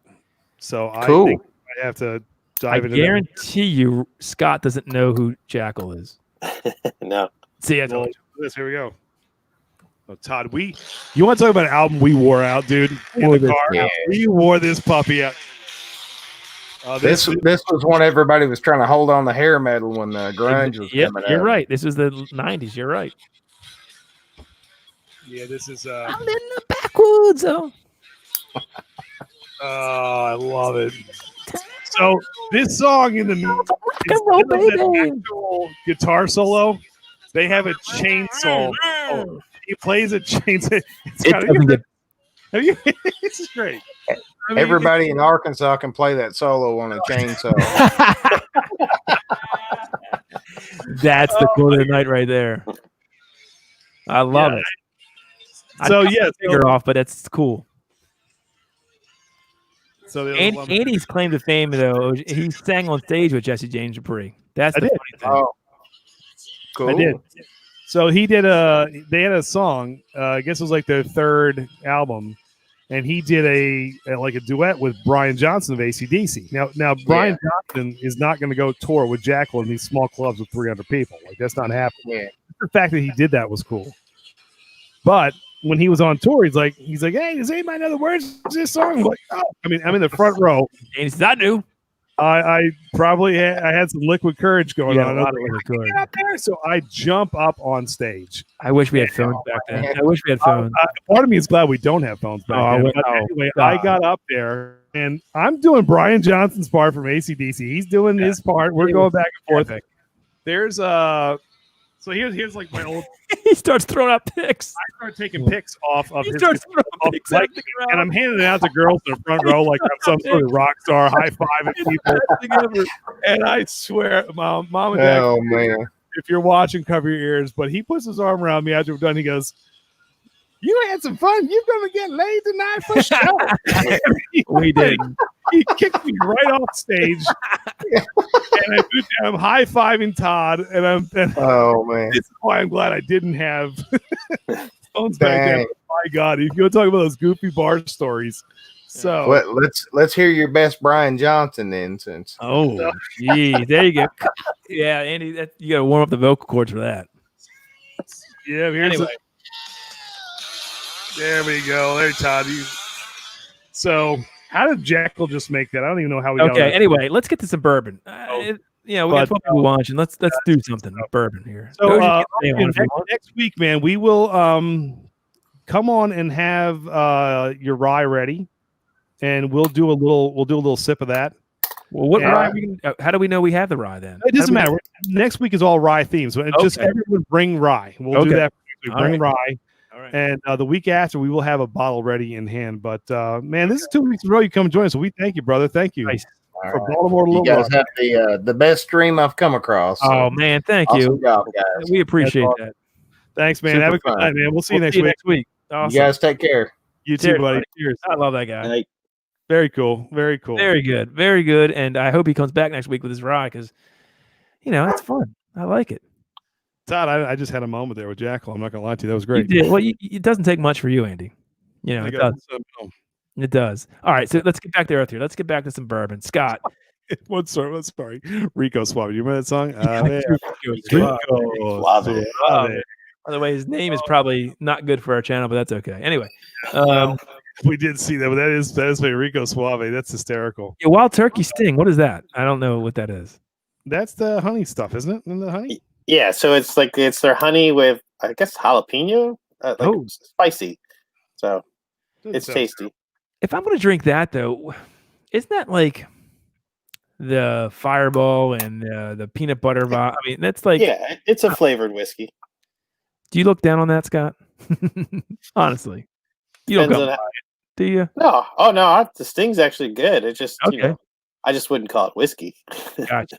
Thank you, Jeff. We Well, appreciate that. The funniest thing is, though, again, like beer, my goodness. I mean, cotton candy flavored beer, and they got water. You know what? It's 100% true, and I drink that Yeah. stuff. I love it. So You know what? You're right. And, 100% true. and there's like this stigma in you can't add anything to your whiskey, or it's not really whiskey. Well, he says it's ghost peppers. That's like cute. It's not Fireball. Okay, I get it. Hey, Jeff, next week get a rye. Come on, when you get your rye, come on. At the end, let's do it. He said it's amazing. I'm with you. Well, like we have our friend, a friend of ours, John, drinks the peanut butter screwball whiskey. Oh yeah, Swears by it. Says it's fantastic. Oh, it's Like- delicious. Delicious. I mean, I want to get a does bottle. it really Try taste like peanut butter? Oh, it tastes like a peanut butter cup. Oh yeah. Wow. There's no bite to it. There's no like burn to it at all. Oh no, I mean, not much, but I mean, it's still alcohol. But I just drank a beer today, guys. It's from Burley Oak. It's a sour beer. It's a banana fluffernutter. Do you know what a fluffernutter is? I do. So this beer has marshmallow, banana, and peanut butter in it. That's what this beer has. It tastes like it didn't taste quite like a fluffernutter, but it's like that's what's going on in everything nowadays. Like it's flavor overload. It's ridiculous. I kind of look at it, I guess, too, as like how much of a percentage of it is still whiskey is why I guess I'm the whiskey snob in me comes out with I don't mind the flavored ones, like especially when they're like, port or different things like that. But Fireball and all that is just a different category to me. It's flavored whiskey. I get you. I'm kind of with you, but I think about it in terms of I'm not going to sit here and sip on vodka straight. I don't want to. Oh God! So no. if you're going to give me, do people actually do that? I'm sure people who are connoisseurs of whiskey sip on anything. Like, I mean, look, people are probably like, you guys sip on whiskey straight, you're crazy. Well, I mean, if you have a palate for it, you like it. But for me, I'd rather have like a raspberry vodka or something. Let me ask you this: Yeah. vodka is not aged in anything, right? There's no barrel it's going into, correct? So it's just distilled alcohol. It's why when these distilleries open up, the first things they pump out are going to be rum and vodka and Yeah. Gin. No thanks. stuff like that, because they don't really have to age it. They can produce it quickly. All right, so Andy, you're putting out Pikesville Rye. Is that what you want everybody to get? Because you have that, we could all sip on that. You know, good rye. Scott, I don't know if you agree with this, but I think Pikesville is a really good. My favorite rye. There you Yeah. go. Maybe that's what we should go for. Hey, Um, everything's spicy. What's going on? I love that channel. Great channel. Jeff's Speaking of Pikesville rye is so rye was kind of big before whiskey, before bourbon was big. So back in the day, actually Maryland and Pennsylvania were really we were the hubs of where you would get whiskey, because rye whiskey was really big.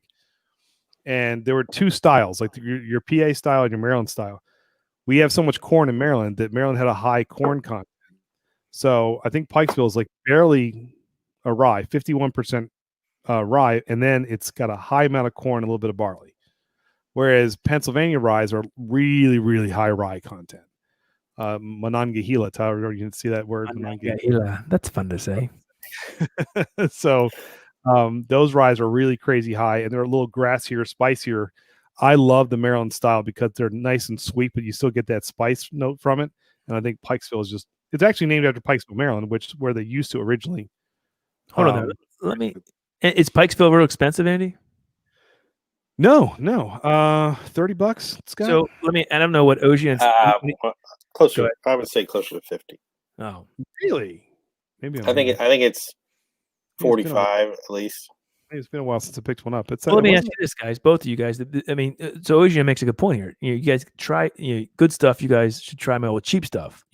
So I don't think we're ever against the cheap stuff. Like, what Ocean? What are you saying is cheap? So like this Evan Williams white label cost me $16, and that's good stuff. I'll drink that all day long. Yeah, I mean, cheap doesn't mean bad. I mean, you can. Evan Williams is a great example. You can get good bottles for $20. That's something like that video, Andy, that Evan Williams that like took off. Yeah, 20 bucks. Larceny is around what, Scott? 28, $30, 32 maybe. Larceny. Yeah, like $30. Larceny's fantastic. Elijah Craig, the regular Elijah Craig, is amazing for like $25. Four Roses is cheap. The yellow label. So we could definitely we could do that. I have not tried this. Everything spicy. I mean, McCormick's whiskey. You've talked about that before, so I gotta. No, I think everything spicy. I think is a YouTube channel, isn't it? No, he's talking about McCormick whiskey. Oh, I don't know what that is. I have no idea. Okay, he is McCormick whiskey, $14. I don't know what that is. I don't think I've ever seen that. I don't. Yeah, I'm not sure what that is. That's not the McCormick's near us in Baltimore, is it? This is how we got on. This is how we got on it. So Jesse James Outlaw Bourbon is from Jackal. That's how I got on that. So okay, whatever. That's all right. Can we get the bourbon yet? We'll get the bourbon. We're talking bourbon. It's fine. All right, go hit it. I'm drinking bourbon. All right. So sadly, Buffalo Trace is expensive to Jeff. So how expensive? Again, I'm not. How expensive is Buffalo Trace? Under 30. Oh, it is? Well, it depends. Under 30. Under 30. Some places mark it up ridiculously. You got to be careful where you buy it too. Check around, because some places will rip you off for bourbon. Is there a different level? Buffalo Trace doesn't have one bourbon. There's multiple. Isn't there multiple? Only one that carries the Buffalo Trace name on the bottle. All the rest of them have different names. So like this is the only one that carries Buffalo Trace. So no other Buffalo Trace. Oh, so there's no like single barrel or bottle and bond. I don't know. I'm trying to understand like what there's bottle and bond. There's single barrel. There's whatever. They have a lot of other label names that they go have like E.H. Taylor and Blanton's and different things that they put their stuff under that. Got it. Is fantastic. But, okay. All right. Well, hey, look, we can do a battle of the budget bourbon too. We thought about doing the beer. Like, actually, we thought about doing a blind taste test where we lined up like Coors, Miller, Natural Light, like, but just kind of like took them blind. And All right, so that's the one that Jeff has. Like- Then. So is that too expensive for you? I don't want to put things out there too expensive that people won't go get them. So I want, that's a good point. Like if we say, "Oh, get this whiskey," if it's $60, people might not be going. well, we'll kind of forewarn you. So we'll figure whatever we're sipping on that week. We're not going to do anything ridiculously crazy. This week I will say is a little bit pricey, but Todd, you're sipping on some good stuff this week. So why don't we dive into this week's Can I just bourbon? stop real quick, though? Jeff, next week try to get Pikesville Rye if you can. I think we're going to try to do Pikesville. If anybody can get Pikesville, what's that? If you can find it, you'll like it. Sazerac's good too. If you can find it. Anyway, yes, Andy, go ahead. All right, so tonight we're gonna do 2 from Wilderness Trail, which is in Danville, Kentucky. Show that bottle again. Show that bottle so everybody can see it. Here's your Wilderness Trail, and Scott, you can hold the rye. You got the rye, Scott? Yeah. There we go. All right. So Ocean Art says he'll drop $60 on a good one. So the question is, one, is this $60 or less? It's less than 60. And is it a good one? I guess we'll find it. All right. We'll find it. Well, so good is all up to your taste. Andy, what was my marked one? What was that? That was the mark was a rye. Okay, got it. All right. So What do we start with? You want to start bourbon first, yeah? Because the rye's got a little higher kick too. So it's a 113. The bourbon is a bottle and bond. So let's start with the bourbon, shall we? All right. So my rye is only 97. Oh, I got a $113, my man. Uh-oh. I got I got barrel 15D17. I got It looks like, guys, not to stop you, but Pikesville Rye, the chat seems to be on with that, but Jeff says just don't tell my wife. that's kind of one. It's an Your unwritten secret rule. is safe here, Jeff. It's an unwritten rule of the channel. Unless she goes about 2 hours and 15 minutes into the stream, your secret is safe. What happens in 21090 stays at 21090. If I get asked how much, I lie. Oh, yeah. Oh, this was $17. Maybe I reversed the 7 and the 1. I'm not sure. All right. Anyway. So we have higher proof than Scott. Is that what it is? Yeah. On the rye? Why can I ask a question? Why does that happen? You have the same bottle. What's going on with that? These are single barrels. So you can have a different, correct me if I'm wrong, Scott, but you can have different proofs from barrel to barrel. Yeah, everywhere. It depends on like where they are in the warehouse.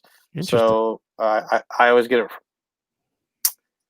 reverse, but like the ones that are higher up, it has to do with how the size of the molecule of water and alcohol. So higher up, one of them goes lower proof and one of them goes higher proof or lower in the rick house. So it's just about how much water evaporated. Okay. That's called the angel's share, Todd. That's all the good stuff. Understood. Evaporates. That's the angel's share in the barrel. And that happens in beer as well when you ferment it out too. But let me ask you this though. So do they put this out every year? Like when does it get put out? It's constantly put out. Constantly. So you may go one time and see it higher proof than the other. Is that something you look for? Well, not the bourbon. The bourbon is 100 is a bottled and bond. So the bourbon's always going to be 100 proof because bottled and bond. They make a barrel proof for that too, though. Yeah, I haven't seen the barrel proof. Saw that on their website, but I haven't seen the barrel proof yet. I haven't been able to find that. Have you had the barrel proof? Yeah, they got a store pick of it over at Drug City. Oh, Andy, where's that? Where's Drug City? What does that consider? Essex. Oh, Andy. All right. Well, guess where Andy's going sometime soon. All right, good. It's worth the drive. The owner's really cool.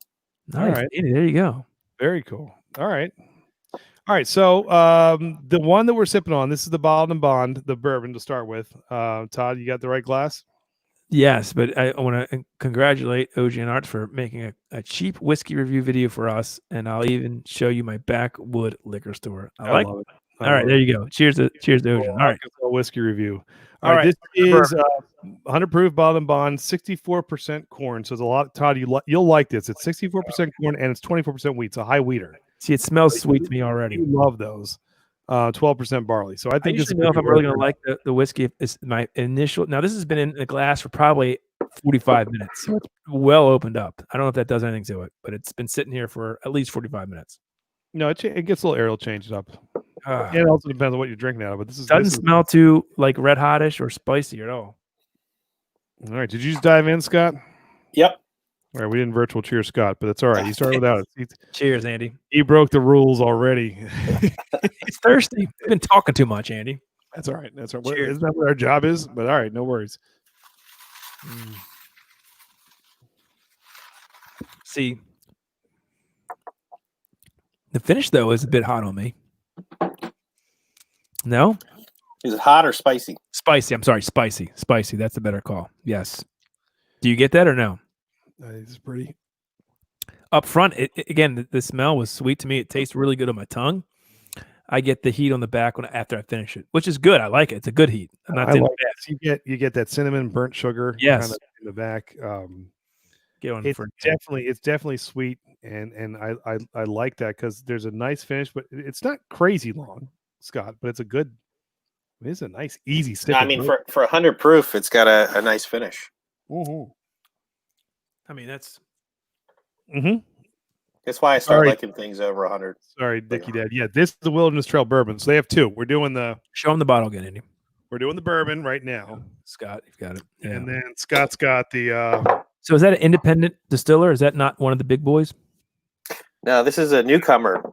Okay. They've only really taken off in the last year or two. They're out of Kentucky? Yep. Danville, yep. So they're. When you say, did you go out there, Scott? Did you hit Wilderness Trail when you were out there? No, they weren't even open or on the trail. Well, they might have been open, but they weren't on the trail last time I was out. I can tell you that for me, the sign of a good bourbon, whiskey, rye, whatever, is do I want to get another bottle when I'm done? And well, if you're Ocean Arts, he finishes a bottle in a day.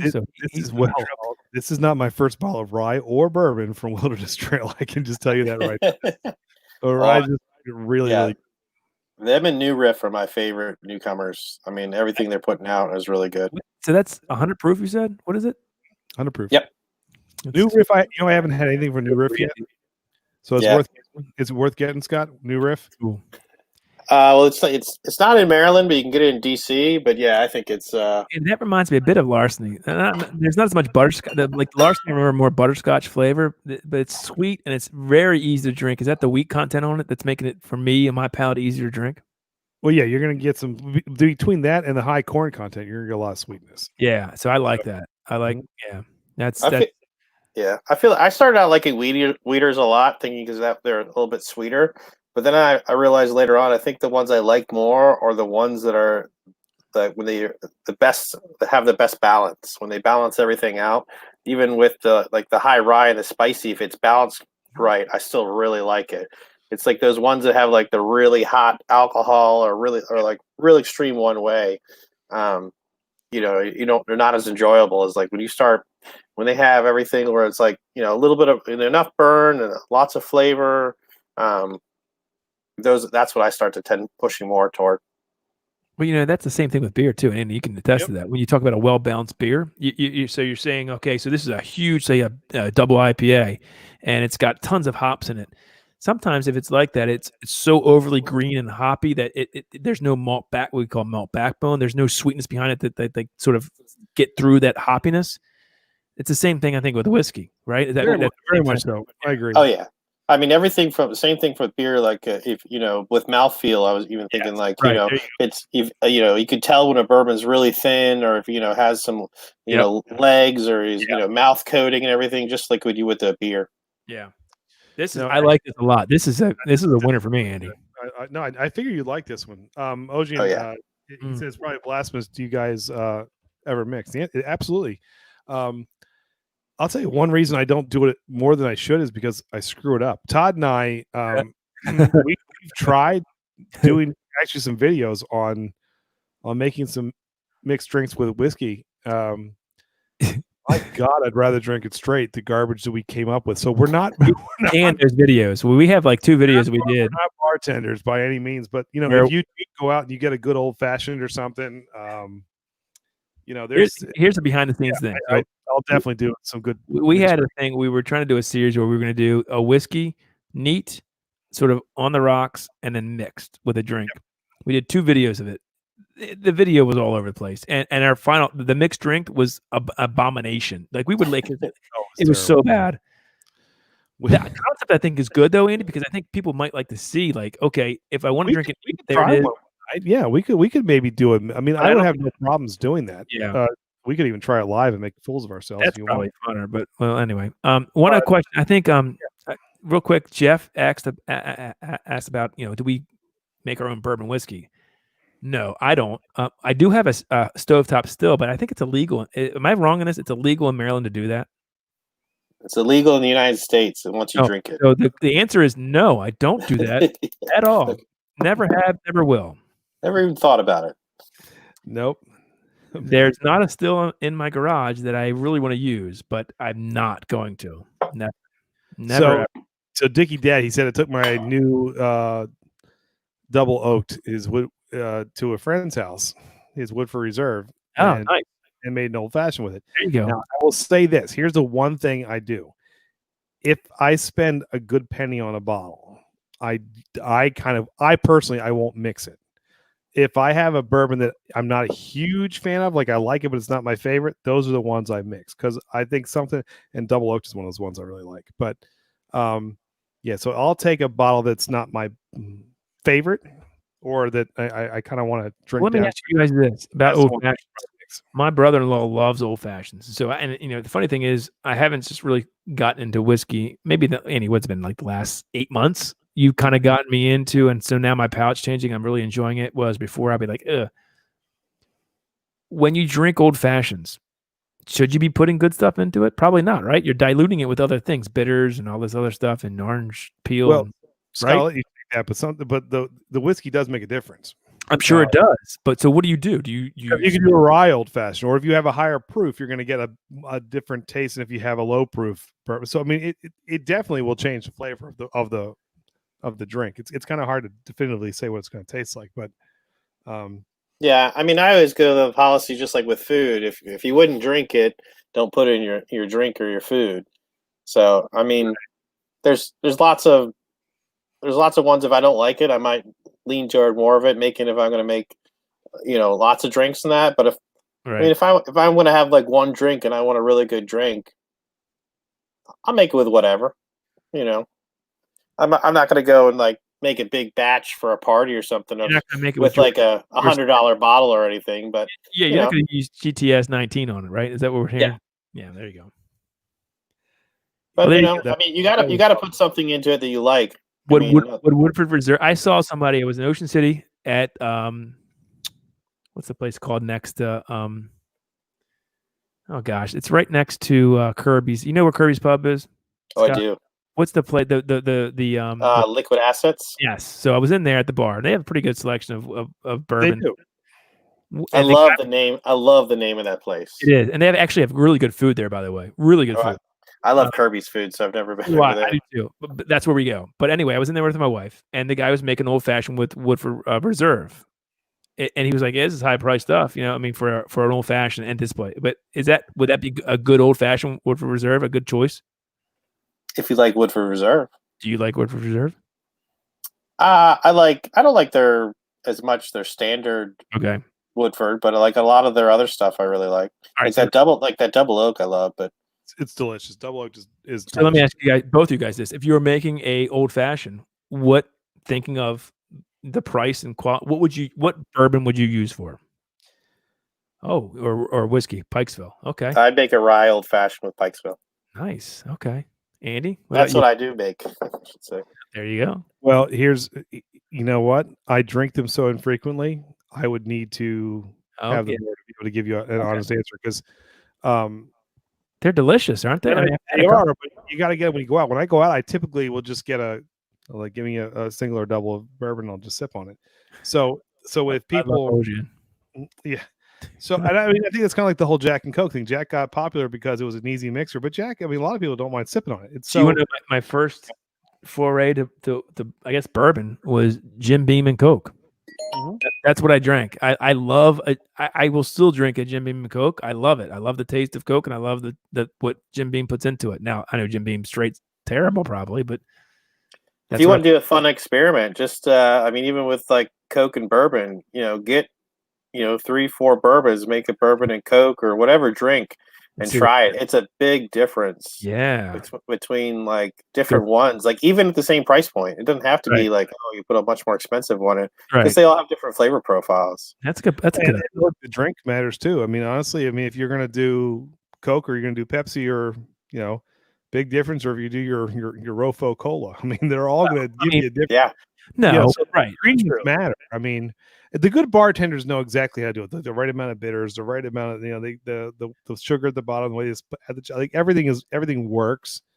I'm just so not there. So when I try and do stuff at home, I tried to make a Kentucky Mule for the Derby last year and a couple other drinks. Like I just looked them up online. Oh. It was terrible. Like I'm really bad at it. So What's Ocean's first name? What is Ocean's first? Did he tell us what his first name was last week? I can't remember. I keep calling him Ocean Art, but I want to know what his first name is. That's all. Maybe he doesn't want you to know what his first name is. And even if they're bad, once you get to the third or fourth one, they'll taste good.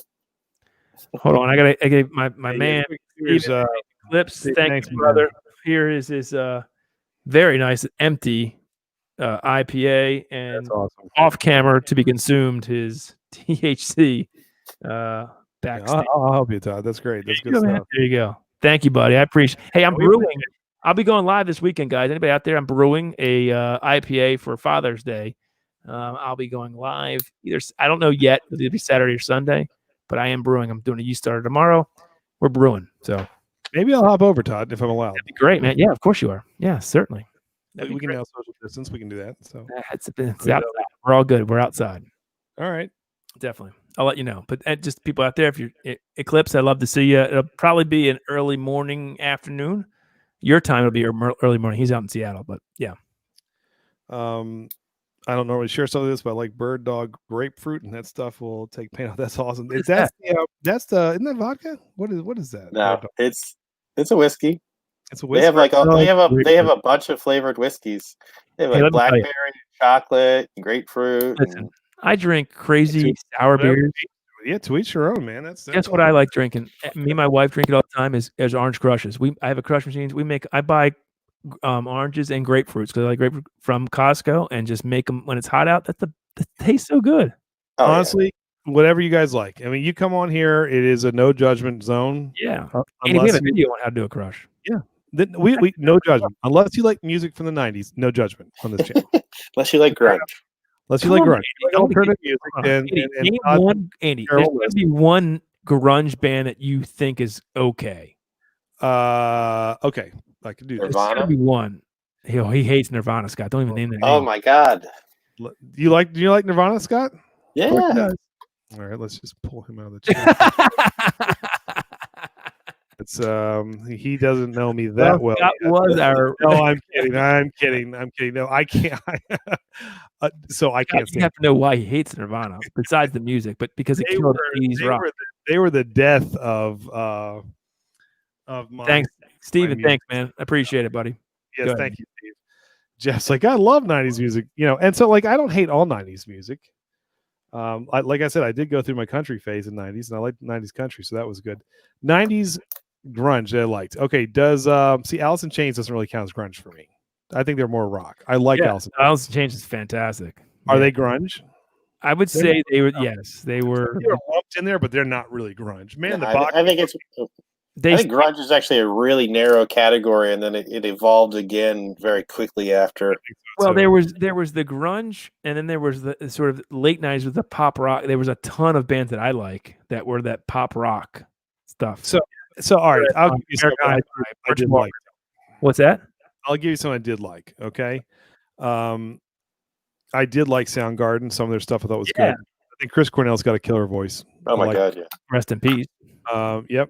Actually, I think a lot of the '90s guys who were really good. Yeah, They all passed away. It's really not a good. Because I was going to say, Scott Weiland from STP had some really good songs. Like I liked STP. What about Foo Fighters? Foo Fighters is amazing. Dave Grohl. I know he was the drummer for Nirvana, but Dave Grohl to me is phenomenal, and I love Foo Fighters. Have you ever seen them live? They're amazing. They rock out.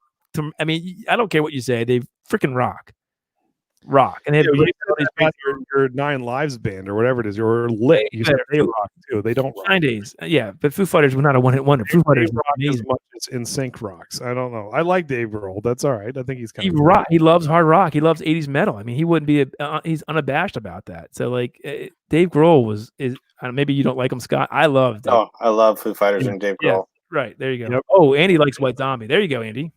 Oh, you like White Zombie? Yep. Get that again. Yeah. We saw them. Yep. Saw them in the back of my Dragula. I like them. They're good. I'm down with Little Zombie. I saw them with Kid Rock and somebody else a long Andy. time ago. I like Kid Rock. Andy, so here's a funny story. Andy and I have a mutual friend who is like a contractor. He built my bar, did my basement. He does all my handiwork for my house and Andy's house, and I've got him on the hand. So he's a really great guy. If you looked at the video on our channel that has the most views, is the video it says like how to build your wet bar. It has like 70,000 views, and he built all this. So he's a really great guy. And Andy went over to his house this weekend, and Andy's like drinking beers with him and having fun. He's an outside bar, so we're socially distancing. Get all that together. It's all good. And Andy's like, I know certain people. I know Steve Whiteman of Kicks. And Andy, tell the story. I'll let you go tell. Who does he know? Name dropping like that. We got onto music. Okay. It turns out we both are big football, baseball, and 80s rock fans. Like I was like, wow, kindred spirits. This is great. And so he's a big outdoors guy, big hunter. Yeah, big hunter. He was talking to me about how he's like, anybody can go out and pull a trigger. He's like, I won't do that. I use a bow and arrow. He's like, I got to challenge myself. Like, this dude's like legit. So like, you need to go on that show alone, and see how long you can last on the History Channel, hunt your food and all that stuff. And I don't think we last an hour. We wouldn't. Oh no, I've watched that show with my wife. But if you haven't seen it alone, it's cool. They drop you off like either in the Arctic or Vancouver Island or Mongolia. And however many days you can survive, the winner gets $500,000. Well, I would not get $500,000. No. Anyway, go ahead. So who does he know? So we're talking bands, and he goes, so I like Kicks. And I was like, oh, I know Steve Whiteman. I was like, and I have Steve Whiteman's number on my phone because I used to take lessons with him. So I was like, I got Steve's number. He pulls up this picture, and it's this guy he's like full decked out camo holding this giant buck. And what else? And then he's got him holding a giant mountain lion. I'm like, holy cow, is that a freaking mountain lion? He goes, mountain lion. What the he goes, don't look at the lion, look at the guy. And it's freaking Kid Rock. It's Kid Rock. Kid Rock is sending him text messages of the stuff. So he meets Kid Rock in Detroit. Also, because he's a name guy, because he knows the defensive coordinator before he went to high school with the defensive coordinator. Well, no. So, Jim Schwartz was the head coach of Detroit for a while. He's the defensive coordinator in Philly now. He was the head coach, and that's why he knows it, because he was the head coach for 6 years in Detroit. And Kid Rock is a big Detroit guy. So anyway, he was even telling me about that he was driving Kid Rock's car, and so like, this is crazy. So I was like, all right, I'm going to put Steve's number away, even though I think you're awesome and I love Kicks. But Kid Rock wins. So Jeff, if you ever watch that video, you don't live around us. So the guy, I actually have on our channel like the build out of my basement. So it's like week 1, week 2, week 3, week 4. The final video has the most. But you can see it's not an outside bar though; it's an inside bar. So, yep, you would see how he built it. It's pretty cool. And I wanted like the old English style. I mean, he just made it out of wood. It's beautiful. It's a beautiful bar. You have a great bar. Yeah. And he's going to try and do the same thing. We're going to have 2 TNA bars soon. There you go. We'll get to that. Jimmy said Astro Creep 2000. You remember that, Todd? Yes. Album? Yes. Sure. Do you remember 2000? Do you remember Power Man 5000? Oh, heck yeah. On the head. Oh, ready? Go, Gus. I'm ready. Yeah, that was. Who was he the brother of? Like, wasn't he related to somebody? Looked like one of those kind of like weenie rock bands that came out, like the Green Day people. Like he looked like that, but only like he decided to be cool. Maybe. That's all I can say. I don't know. One of them was related to White Zombie. That's what it was. I think Paraman 5000 was the lead singer. That was like nephew or something. Nephew or somebody of Rob Zombie. I'm almost positive. Yeah. Yeah. Oh, look at that. So Jimmy says boss went to school with Kid Rock, and they all knew him as Bobby. Yeah. That's funny. So he goes, yeah, it's Rob Zombie's half brother. There you go. Look at this. There you go. Music, whiskey, and beer. All right, can we get on the rye? Yeah, man. I know, Todd. Look, whatever. Don't get mad. Let's hit the rye. I mean, I don't have the stash that you guys have, and it's just poured in front of me. So because yours is how much? You said 94. But we got 113 proof, my friend. Todd, we're gonna have to get you some whiskey toppers or something, so you're no. I'm gonna start buying bottles. Sitting out for an hour. Yes, that's true. I got a stash of cellar beer behind here that my wife says, "What are you?" If you saw the amount of, you got some of it, Scott. If you ever drink it, hopefully you like. I don't know if you like stout, but some of those are pretty good. I do love stout. So yeah, I was excited about some of the stuff you guys Let gave them me. age if you want. Don't drink them now. Wait till the winter and when it's cold. Yeah, He goes by getting effed up by this Elijah Craig. I love Ocean. Ocean, what's your first name? Come on, Jimmy. A couple times I call him Jimmy, man. You gotta read. It's Jimmy. I didn't say it. Jimmy. All right, there we go. Hey, Jimmy. And he'll be sober and won't even matter. So like, what? Complete sidebar. Every time Todd sends a text or an Instagram post, like the first thing, Todd, did you check your what? He goes, I know. I'm just going too fast. I'm going too fast. So he'll post it like, Todd, check your spelling. Todd, check. Oh, I have horrible spelling. Here's the funny thing. Truth be told, Todd's probably a better speller than I am. Spell check was invented for me. I'm not a good speller, but I will double, triple, quadruple check because I don't want to spell. Todd will just. Oh yeah. I'm like, no, Todd, that's not right. Like you go back and check that. Autocorrect's not my friend because I type so fast and horribly and have horrible spelling. So and I just don't care. So I'm just like send. And then my girlfriend will be like, that's not right. I'm like, I know. It's they could read it. They know what I'm saying. You know what I meant, right? That's what it is. You're sending it to your girlfriend, where Todd is sending it to the people that we, they don't care either. They don't care. Well, I saw somebody corrected the grammar on the whiskey box. I saw that too. It was Bourbon Bounty. It was Jody. He goes, I was laughing. I was like, I was like, that's the comment on it. I was like, that's hilarious. Andy, what did we do wrong? No, Scott made these beautiful. Remember this from last week. So Scott made. I did see that. Yes. Yeah. I got a grammar mistake in there. I didn't catch it. I didn't either, Scott. I read. I had two other people check it before I printed them, so they didn't get it either. But don't worry, we'll get Jody on one of these days, and we'll let him. Where is Jody? We haven't seen him in a couple of weeks. Yeah, I talked to him on his chat not too long ago, and told me he's got to come on. But all right, that's funny. So this is the White Trail where Andy, what is ours? Ours is what proof?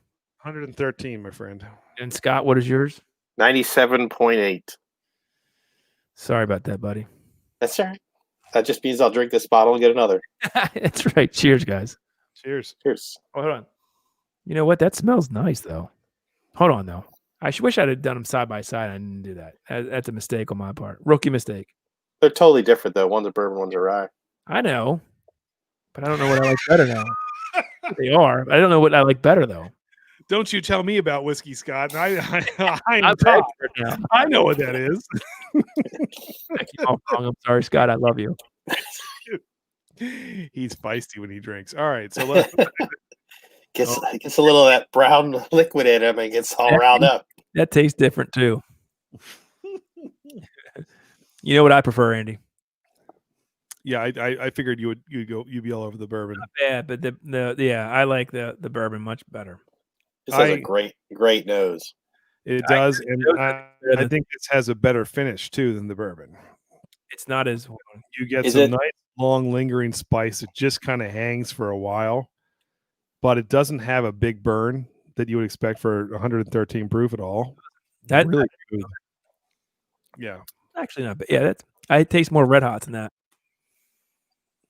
You're jumping up in proof, so your first sip's not going to taste as good, just like we talked about last week too. You're right. Huh. Well, you think about that, Todd, in terms of when we do our bourbon barrel-aged beers. The first sip, you got to go back and do another 2 or 3 just to make sure that it's right. Everybody out there maybe came on. Again, guys, what are we drinking? All right, so we started with the Wilderness Trail. This is a relatively new distillery out of Danville, Kentucky. We did their bourbon, which is 100 proof, bottled in bond, and now we are sipping on. These are single barrels, so they're going to vary in proof. Scott's is 97 proof, I think he said. Scott? Yep. Ours is 113 proof. Non-chill filter rye. Just really. Can I ask you guys, what is the grain bill on the rye? How much rye is in that? What's the percentage? Do you know? How would you know? Is it say on the bottle at all? Not normally, but it does say on this one. Oh, it had it on their website too. It has it on the side, but I don't have my glasses, so I can't read it. Well, my question to you is: so when we do rye beers, so Andy, you love brewing with rye. I love brewing. I love rye IPAs, and there's a spice character to it. That it's not anything like this. Yeah, 56% rye. Yeah, so that's 36% corn, 11% malted barley. So that's what you would do in a rye beer. I mean, a rye beer would probably have 15-20% rye. The base malt's still going to be the main thing here. And so to be a rye, it's got to be 51%. Yeah. So there's a ton of rye in this. And so that can't be you say spicy notes to it. Is that in beer terms, we're talking about like a sort of spice to it where there's a I guess like a little peppery, right, Andy? Like a little peppery. Yeah, no, you get like a little bit of a black pepper type spice on it. There you do get you'll get on some rye some grassy notes. And if it's over the top, like some ryes are so grassy and so kind of herbal that I don't like that. Right? At all. I like a little bit more of that. If you get more of that burnt sugar and the pepper like balancing together, maybe some of the kind of cinnamon flavors that all kind of mend together. Right. And it's not like the rye content doesn't. This is where it's weird, Scott. Rye doesn't always necessarily deliver based upon the amount of rye that's in there, because like the Epoch is 100% rye. And I don't think that's a very grassy medicinal rye at all. In fact, it's one of those ones where I go and sip it and I keep going back. By the way, did you try that barrel proof yet? No, I haven't opened it yet. Oh man, I gotta go pick one up. I'm already. So we lose Todd. Is he back to kidney station? Back to the latrine. All right, that's fine. Well, I'm loving this rye, dude. I think this is really good. Yeah, I'd be interested to give you a 97 and see what you think. I mean, that's the only good and bad thing about single barrels is there's larger variation, but that can be fun.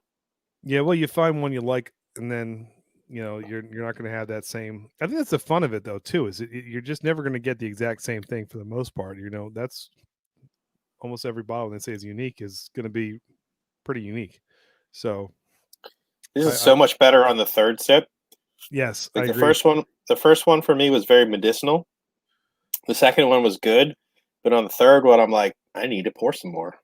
Well, I think I find ryes are more like that than bourbon, because you get all that corn, and a lot of times you get a decent amount of wheat with some rye balancing.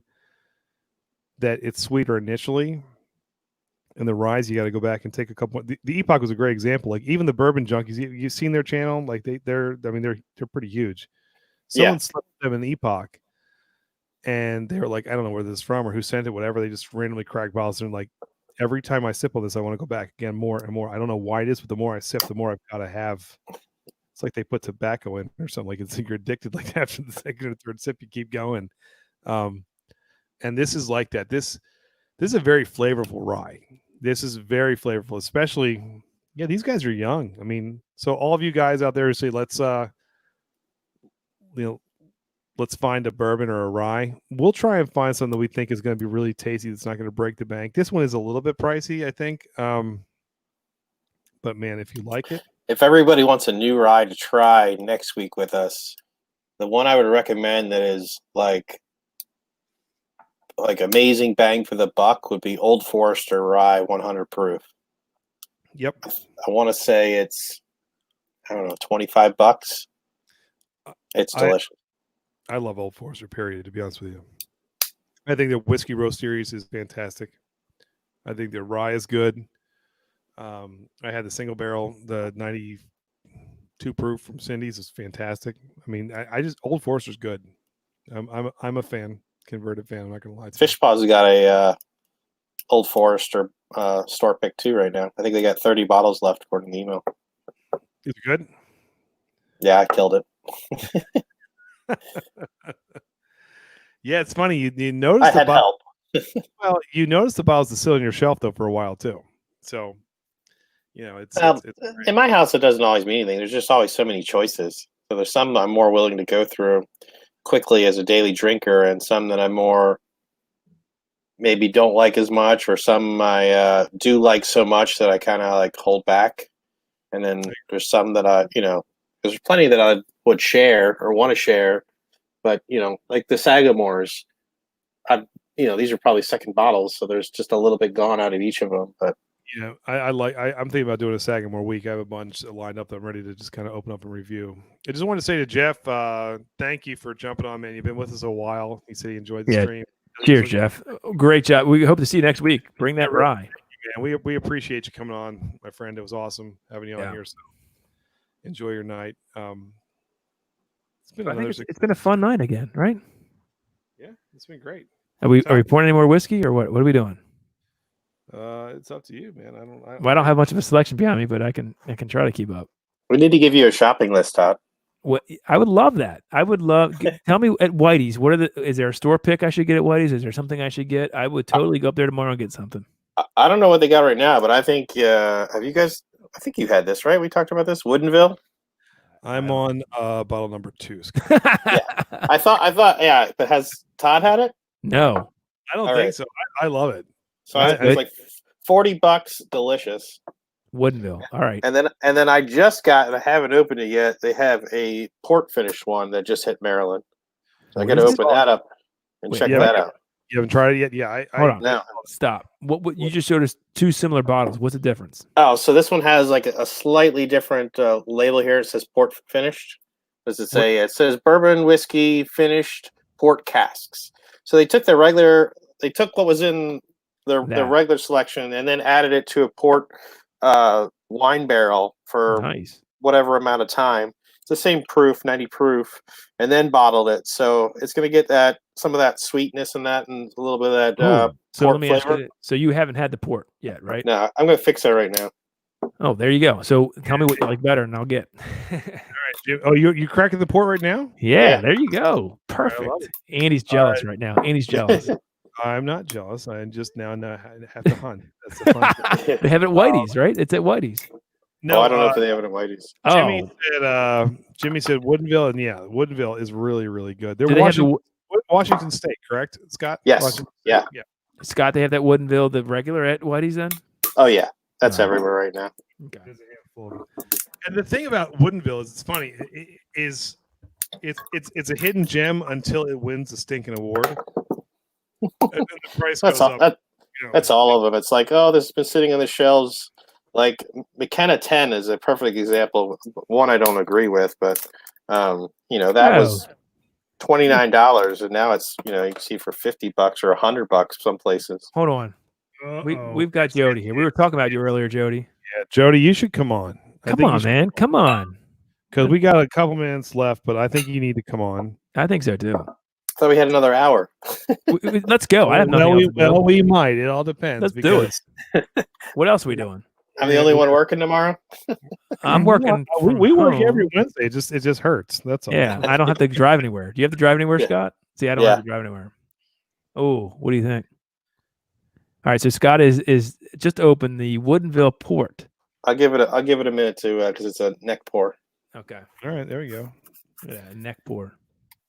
So Jody, what's going on, my friend? Come on, Jody.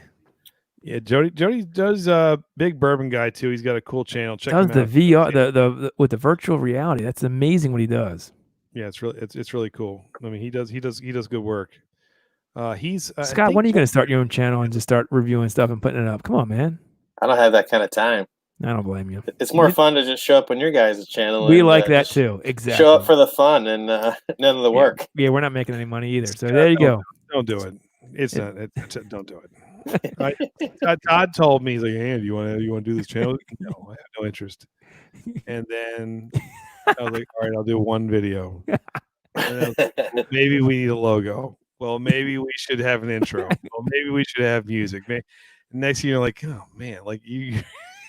And then we get monetized. We're like, and then we see like we're not really making any money. They say monetize if we did the books of what we put into this versus we were so far behind. Our wives wouldn't be happy. Yeah. So don't say that on live stream. Not that they're watching. If but, they're still watching 11:25. No, mine's not. You know what? They get a Patreon and then get some. It's coming. We're gonna have memberships soon if Andy ever okays with it, See, right? again, he blames me. That's fine. There's Jody. Jody's here. Put him All on. right, Jody's on. Hey, What? what's up, buddy? Hey, can y'all hear me okay? Perfect. You're fine. Just Okay, fine. good. I didn't have time to set up all the speaker and everything. Nah, you're fine. What's All going right. on, buddy? That's all right. How's North Kakalaki doing? Yeah. It's it's doing all right. I guess so, right? I've been cooped up at home. I mean, I'm That's- working from home. That's and- how we are. Well, except for Yeah. Scott. Scott's got to go out. Sorry, Scott. Is what it is. Hopefully you're okay. Jimmy, it's coming. We're gonna have merch soon. Even though Todd's giving me a hard time, I am working on it. We're gonna have merch very soon. And memberships, which And would be fun I'm because working on I can go fun on that. I'll pre-order a 21020 Glencairn. All right, we can do that. Glenn Clarendon, you haven't thought about that. Who are we going to have to do that? I actually have a connection for some glasses. There you so go. we'll do All that, right, too. there you go. All right. All right, So Jody, before- what are you sipping on, buddy? Oh, just Coors Light. Oh, come on, no He whiskey does it. tonight. He drinks the bourbon and then he goes back to Coors. That's Yeah. right. Because Yep. you have to I- rehydrate. He Hydrate. But- rehydrates with Coors. I like it. He does But it some- earlier, I did a video on Rare Breed and Kentucky Spirit from No, Wild Turkey. yeah, buddy, Put them side by side. There's no difference. none. None. There's no difference. Rare breed, and what was the other one? Wild Turkey Kentucky Spirit. They're in the same exact bottle. They have the same exact cork. They have different labels. And I'm telling you, the only difference is one is a little bit higher alcohol content. If you watched my video, the one I posted earlier, I was shocked. I was like, they're pulling a fast one on us here. Hey, Scott, what do you think? Have you had both of them? Yeah, they used to be different bottles, but yeah, now they're exact same bottle except for one has like a copper label. What did Yep. they taste the same? That was it. I think there's differences. See, I don't know, man. Here's where the battle begins. Because I don't think it's a large brand or large one. It's the same mash bill. It's the same product. It's age and different things like that with the two products for them. Yeah, I mean, but the one like the Kentucky Spirit, I was like, maybe it's a little more appley, and the other one maybe has some darker fruit, or maybe it's the alcohol playing tricks on me. I don't know, but it was so close. I mean, if you blinded them, if you can, Jody, what, did you like them? You like? yeah, I love Wild Yeah, Turkey. Breed I was mean, yeah. fantastic. I'm a big fan of Rare Breed, so I haven't had the Kentucky Spirit. Now, Jody, I'm calling you out on camera here, man. Okay, Oh, all right. gee. Gosh, Okay. as he has his knife out. This you just made this Scott, what are you morning. doing, man? Mike Myers. Just opening a bottle. Sorry. Hey, I can't hear. Now, do you remember this, Jody? Oh yeah. Oh, I do remember that. Yep, I did, and I posted on there, and I was like, yeah. You got a typo. Like the one guy, Scott goes, the one guy that comments on the spelling. And I was like, well, Jody might just be on later because Scott created these beautiful little things and said, well, what are the odds that we get Jody on at some point anyway? Here we go. We're just having fun. It's all funny. But Mhm. yeah, actually, Jody Scott, he made these for Isn't that us. cool? And I mean, they're awesome. How amazing is that, though, Scott? Next week Jody- we're doing a blind taste test with rye. We did barrel proof last week. We're doing rye this week, next week. So, and I don't know what's in there. He's got some surprises lined up for him. But we did have oh my god, we had the GTS 17 last week that he does have a little sample. 19. Well, did I say 19 or 17? It's Said 19. 17, but it's 19. Yeah. It's 2019. Yeah. 19. Delicious, absolutely delicious. Have you had that, Jody? Which one? George, The George T. Stagg. Oh 19. no, I have not had a stag. I have not. I'm trying to get my hands on a stag, Good. and right now with the quarantine, I can't travel. Like I want to. I can go down to Georgia or Alabama, and I can get whatever they have. But here in North Carolina, man, you cannot find where are you in North Carolina? Like, where are you? Winston-Salem. Okay. All right. Yeah. Are you familiar with Gardner Webb University? No, Okay, then never mind. How about Elon? No. I'm right up the road from What's this college down here? Wake Forest. Yeah, Wake. Yeah. Okay. I went to college for 1 year. I went to school right outside of Greensboro. Greensboro. Yeah. So And I went to Shelby, North Carolina. I don't know if you know where Shelby, North Carolina is. No. Sort of. Small. It's near South Carolina, like 5 miles from the south. It's maybe 30 miles in from Asheville by the foothills. Yeah. My wife went through there taking my son to camp. I'm never going to go there again, but that's okay. It's not It was a dry county. It was a dry county, and Todd was not a dry guy when he was playing ball. Soccer. I love the school. I love the coach, and it was North Carolina. It was beautiful. And I get down there, and they don't have any alcohol in the county. Well, I just want you to know about that spell check I did on you guys. I have published books, so I am an author. Oh, I that just it burns my eyes. It's like stabbing with a fork. So see, I don't even know. I didn't even know it. So I am not a editor, or you would not be friends with Todd because Todd doesn't know anything.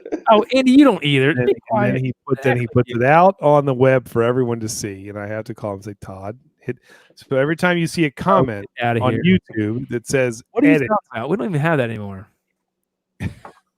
Did you learn to spell yesterday? It's been more. You're so full of it. Been more than a few times, my friend. It's and I was in the Air Force. Yes. There you go. There you go. Awesome. So, Jody, next week we are doing the rye, and then I think we're going to have people bring them. But after that, we're going to start picking like a bottle to sample every week. Mm-hmm. So we're going to have people come on and just like give us their thoughts on the bourbon that we select, which I think will be fun. What do you think? So we'll have to give you a heads up like a few days before, like, hey, here's what we're sipping on. If you want to jump out and like try and do your stuff, we like to bring you. I have good to have. I have 62 bourbons. Oh. On all my shelves, and then I have a private stash. Oh, and then I also have Tennessee whiskey, some Scotch, and other things. Hold on, your private stash is how deep? That's the question. Well, it's see those two louvered doors over here? Yes, it's in there. So how do we get access to that private stash? We don't. No, we don't. We don't. Well, you have to be here. I know. That's what I'm saying. I'm joking with you, Scott. Hey, quarantine eventually ends. Don't extend it if you don't want us coming down. Jody. Oh no! I'd love to shoot a there you go. A VR 180. I do bourbon tastings, and my wife pours them, and we do 3 bourbons blind, up to 6 people around the table. That's that pub table right here. Awesome. And I laminate the descriptions of the bourbons, and I have the bottles out, but you don't know which one is A, B, and C. And we do the wheel with the layout, the nosing, the tasting. You write all your notes down that you're picking up, and then you select a favorite, and then at the end we reveal what they are. I love it. Now, I won't put like 127 against like an 86 or something. I mean, that's ridiculous. Right. But I try to pick 3 bourbons that are close. I like that. Well, that's what Scott did that for us last week. We did barrel proof. And let me see if my memory, how good it is. We had Bell Mead last week. There you go, Andy. Well done. We had Elijah Craig. We had Booker's. Yeah, is it? No, we had Booker's, right? Mm-hmm. What's the last one we had? Let's see how good the memory is. I don't remember. Booker's, Elijah Craig. And do we have Stag? Do we have a Stag? We have Stag 11, right? Stag Junior, yeah. Stag Junior, yeah. So there we go. So it's batch 11, if I'm not mistaken. I cannot get E.H. Taylor. I cannot get Stag, and I had 1 Blanton's. But man, you're lucky if you get your hands on it here. Oh, they're pretty plentiful up here. I'm not gonna lie. I know. We can't. We don't get them. And I'll tell you, where I'll tell you, they call them honey holes, where you can find stuff that just kind of like you're not supposed to find anywhere else. Delaware is like the place to go. First of all, it's tax free. So I tax free. I didn't have any luck last weekend. I do a ton of work in Delaware, all up and down the state. Yeah. And so I every exit that I can find where I'm like, where's the closest liquor store? Like I found a couple places. I'm like, my goodness, like I've got to go back. And I've scored some really good bottles because they're the outskirts of towns where people don't really appreciate what's good. How do they get them though? That's what I want. Well, I was talking to a guy who said sometimes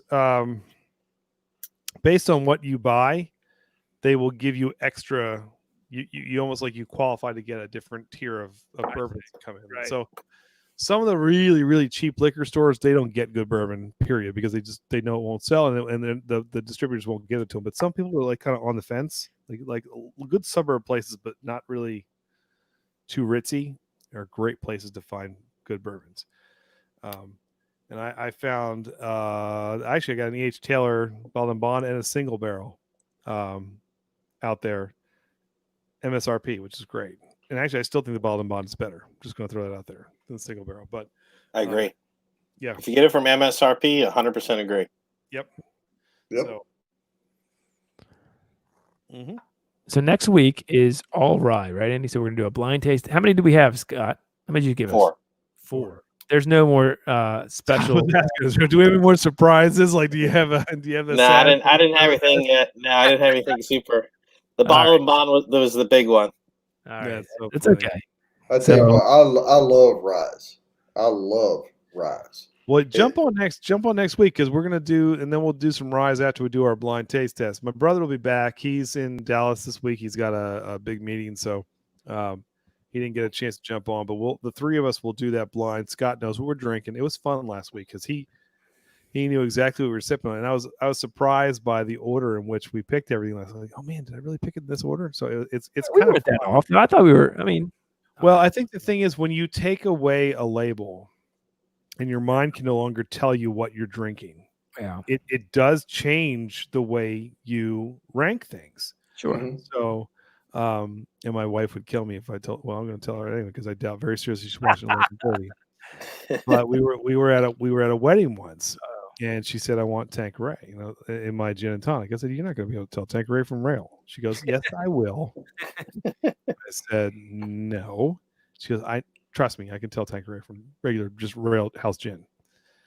And so I said, "I want 2 gin and tonics with House." And all right, here you go. And I brought it back. I was like, "Okay, Con, one's got Tanqueray and one's got the Rail gin." She took a sip of the first. She's like, "Oh, that's the Rail." She's like, "This is the Tanqueray." I was like, "They're both Rail." Like your mind will tell you. Yeah. And so is she's gonna kill me if she can't be watching. That's okay. If you are, I love you, honey. But it's just all funny. in the name of science. That's right. It is because the mind will definitely Why tell you you controlled different things. experiments. So if you All right. Well, Dickie Dad, thanks, brother. Thanks for we're coming getting on. wrapping it up here. We'll be back next week. Get your rye, Dickie. Come on. He's working every week, though. I think that's the problem. That's no good for us. We I need only have 3 Ryes on my shelf right now. what? Oh, Yes, out of 61 bourbons, I only have. Yeah, Well, Is one of them Pikesville? Pikesville at all? No. I have Whistle Pig, the 10 100 100. Okay. I like Whistle Pig. We were talking about Yeah. Pikesville. Can you get Pikesville down there? And I'm sure you can. Right? I haven't seen it. I have a Bullet Rye. Bullets a nice Looks one. good. Yeah. That's not bad. I like Bullet. I I can't wait to see what I Scott had has. the Bullet barrel strength. Scott, have you had the Bullet barrel? The barrel strength? Yes. Oh, barrel strength rye. No, from Bullet. No, just a bourbon. Oh, Tasty. yes. Yeah. Tasty. It's a good pour. Scott, one of the beers I gave you was the Bullet barrel aged. What was it from? Hold on. Guinness. Thank you. Yes, Yep. Guinness. The Guinness, which is fantastic. Nobody thinks of their barrel aging process, but it's fantastic It was beer. barrel aged right over there by BWI too. Yes, it was. Yep. Yep. Right next to us. It's really good. That's good stuff. Yeah, that the same company owns Guinness owns Yeah, Bullet. what is it? Diageo. Yes, thank you. Mhm. There you go. Anyway, sorry, Jody, you were going to say something. Oh, Jimmy, no. I was just saying, I can't even find Elijah Craig barrel here. Why? We don't have it. Well, it's not. They're not plentiful anywhere. I mean, they do yeah. fly pretty quick. We Whitey's had them the other day. Right. Scott, they were the 2 days later came back. They were gone. Oh. So What price did he have it for? 65. For the small batch? No, for the barrel. Oh, for the single barrel. Okay. Yeah, for single. Yeah. No, barrel proof. Barrel proof. Elijah Craig barrel proof. 65. Yeah. For 65. Holy, That's cheap. That's secondary, and that's over $500. Yeah. For which one? It's the Elijah Craig barrel proof. Yep. Oh no, I'm sorry. E.H. Taylor barrel proof is what I'm thinking. Elijah Craig barrel. No. But Elijah Craig barrel proof here, if we get it, is $80. Oh, it's 65 here. I was gonna say, I was like, my God, did I get a steal? Because I sorry. I had E.H. Taylor in my headphones. I said, okay, kids, we're gonna have a nice that's no.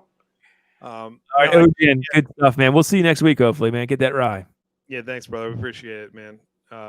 Jimmy's he's been we've been having fun with him. That's been great. I just got I'm waiting to crack that Weller's full proof that I got too that I found. Oh, you owe Scott a few pours of that, Andy. Yeah, Scott, we're gonna do that together from the 21090 South Bar once the COVID lifts. Sounds good. I'm not invited. I don't think I'm invited. Yeah, see, he can't hear me all the time. My headphones aren't working. You break it up. You break it up. I can't. Sure. What's that you said? Prank caller. Of course you're coming, Todd. You're gonna have to sample this with us. Yeah, I'm gonna be the one videotaping, right? Well, someone's got to hold the camera, my friend. Right, We'll be all right. We'll be in good shape. All right. Well, look, I think tonight was fun. I'm not gonna lie to you. Hey, we needed this. Another successful week. Rye. Hey, Todd, just to let you know, and I don't know what our theme is for next week, but next week will be double digits. We are going to be episode 10. I like it. Live 210, which is kind of fun. It's kind of cool. We can't. Yeah, I think we're gonna keep it going. It's fun. Yeah, we never did live streams like this before. So this is definitely new for us, and we're loving it. The interaction with we're meeting great people. Like we met Scott. Yeah. Like we're meeting people through this, which has been a lot of fun. It's all about. So we're loving it. So we got to take a topic. We'll figure that out this week. We're definitely doing the ride. Like what we should do, Scott. I'll text you. We'll figure out the logistics of what we're doing. But Jody, have you ever gone live? No, not really. I mean, I recorded a StreamYard with my son. Yes, and we did that. Yep. But then I downloaded it, edited it, and put it back up. I have a VR 180 camera. I mean, I can't. I don't have a good camera to do this on. I would have to do it like this. Yeah, well, that's all right. That's no problem with that. That's how we do it. We do it with a computer. If you did they're not that expensive. You get a Logitech webcam, 1080 webcam. They're not that bad. And last time I tried to buy one, they were out of stock. That's true. Yeah, that doesn't surprise me. But if you find them, that's what we use. Great because you do that. You plug in your headphones. You're good to go. You get a great live streams. It's a good way to just interact with people and kind of have fun. So, Scott, Jody, thank you guys. We had a great time. Cheers, boys. All right, guys. We'll see you later, and everybody out there, we will see you, I guess, next week, right, Andy? Yeah, next week we'll do this again, Todd. I think we got to think of a topic. Yeah. What do you any thoughts off the top of your head? We used to have a bunch of them. Now we're running out of it. But I don't know. It's something fun. Something that everybody's going to. There's a million ideas. I just don't know what yet. So I don't know. We'll figure it out, and we're gonna have some good. I can't wait for the blind taste test. Hopefully, not many people are watching this, but if you watch replay and get to the end, that's a fun thing to do. And hopefully, some of our viewers that were on this week will get some rye and kind of be into the whole idea of what we're trying to do. Scott knows the stuff, so I mean, it's great. Like when he hooks us up, and when he tell you go get the Old Forester rye, like he knows his stuff. So I get happy when I agree with Scott. I was like, I like this. He's like, I do too. I was like, yes, Scott likes it. How about when you said you didn't like it? You didn't like it. You didn't like the what was that? What was the crap you sent to me and Tony? And we kind of liked it, but you were like, this is terrible. And Scott hated it. What was it? That's a Willet pot still. Yeah, that was not good. Oh well, what are you gonna do? But the bottle kicks tail. That's all. It did kick tail. All right. Well, whatever. We'll be back next Tuesday, like every Tuesday, 8:30 p.m. Eastern Standard Time. We'll have a new top 10 list, and I can't wait. It's always fun. Yep. Thank you all who hung with us for 3+ hours. But yeah, we'll see y'all again next week. So cheers, brother. Yeah, cheers, man. I'll see you next week. All right, buddy. All right, cheers. I'm out. Look at this. I'm out. Oh no. You did good. I did good. All right. Cheers, everybody. See you next week.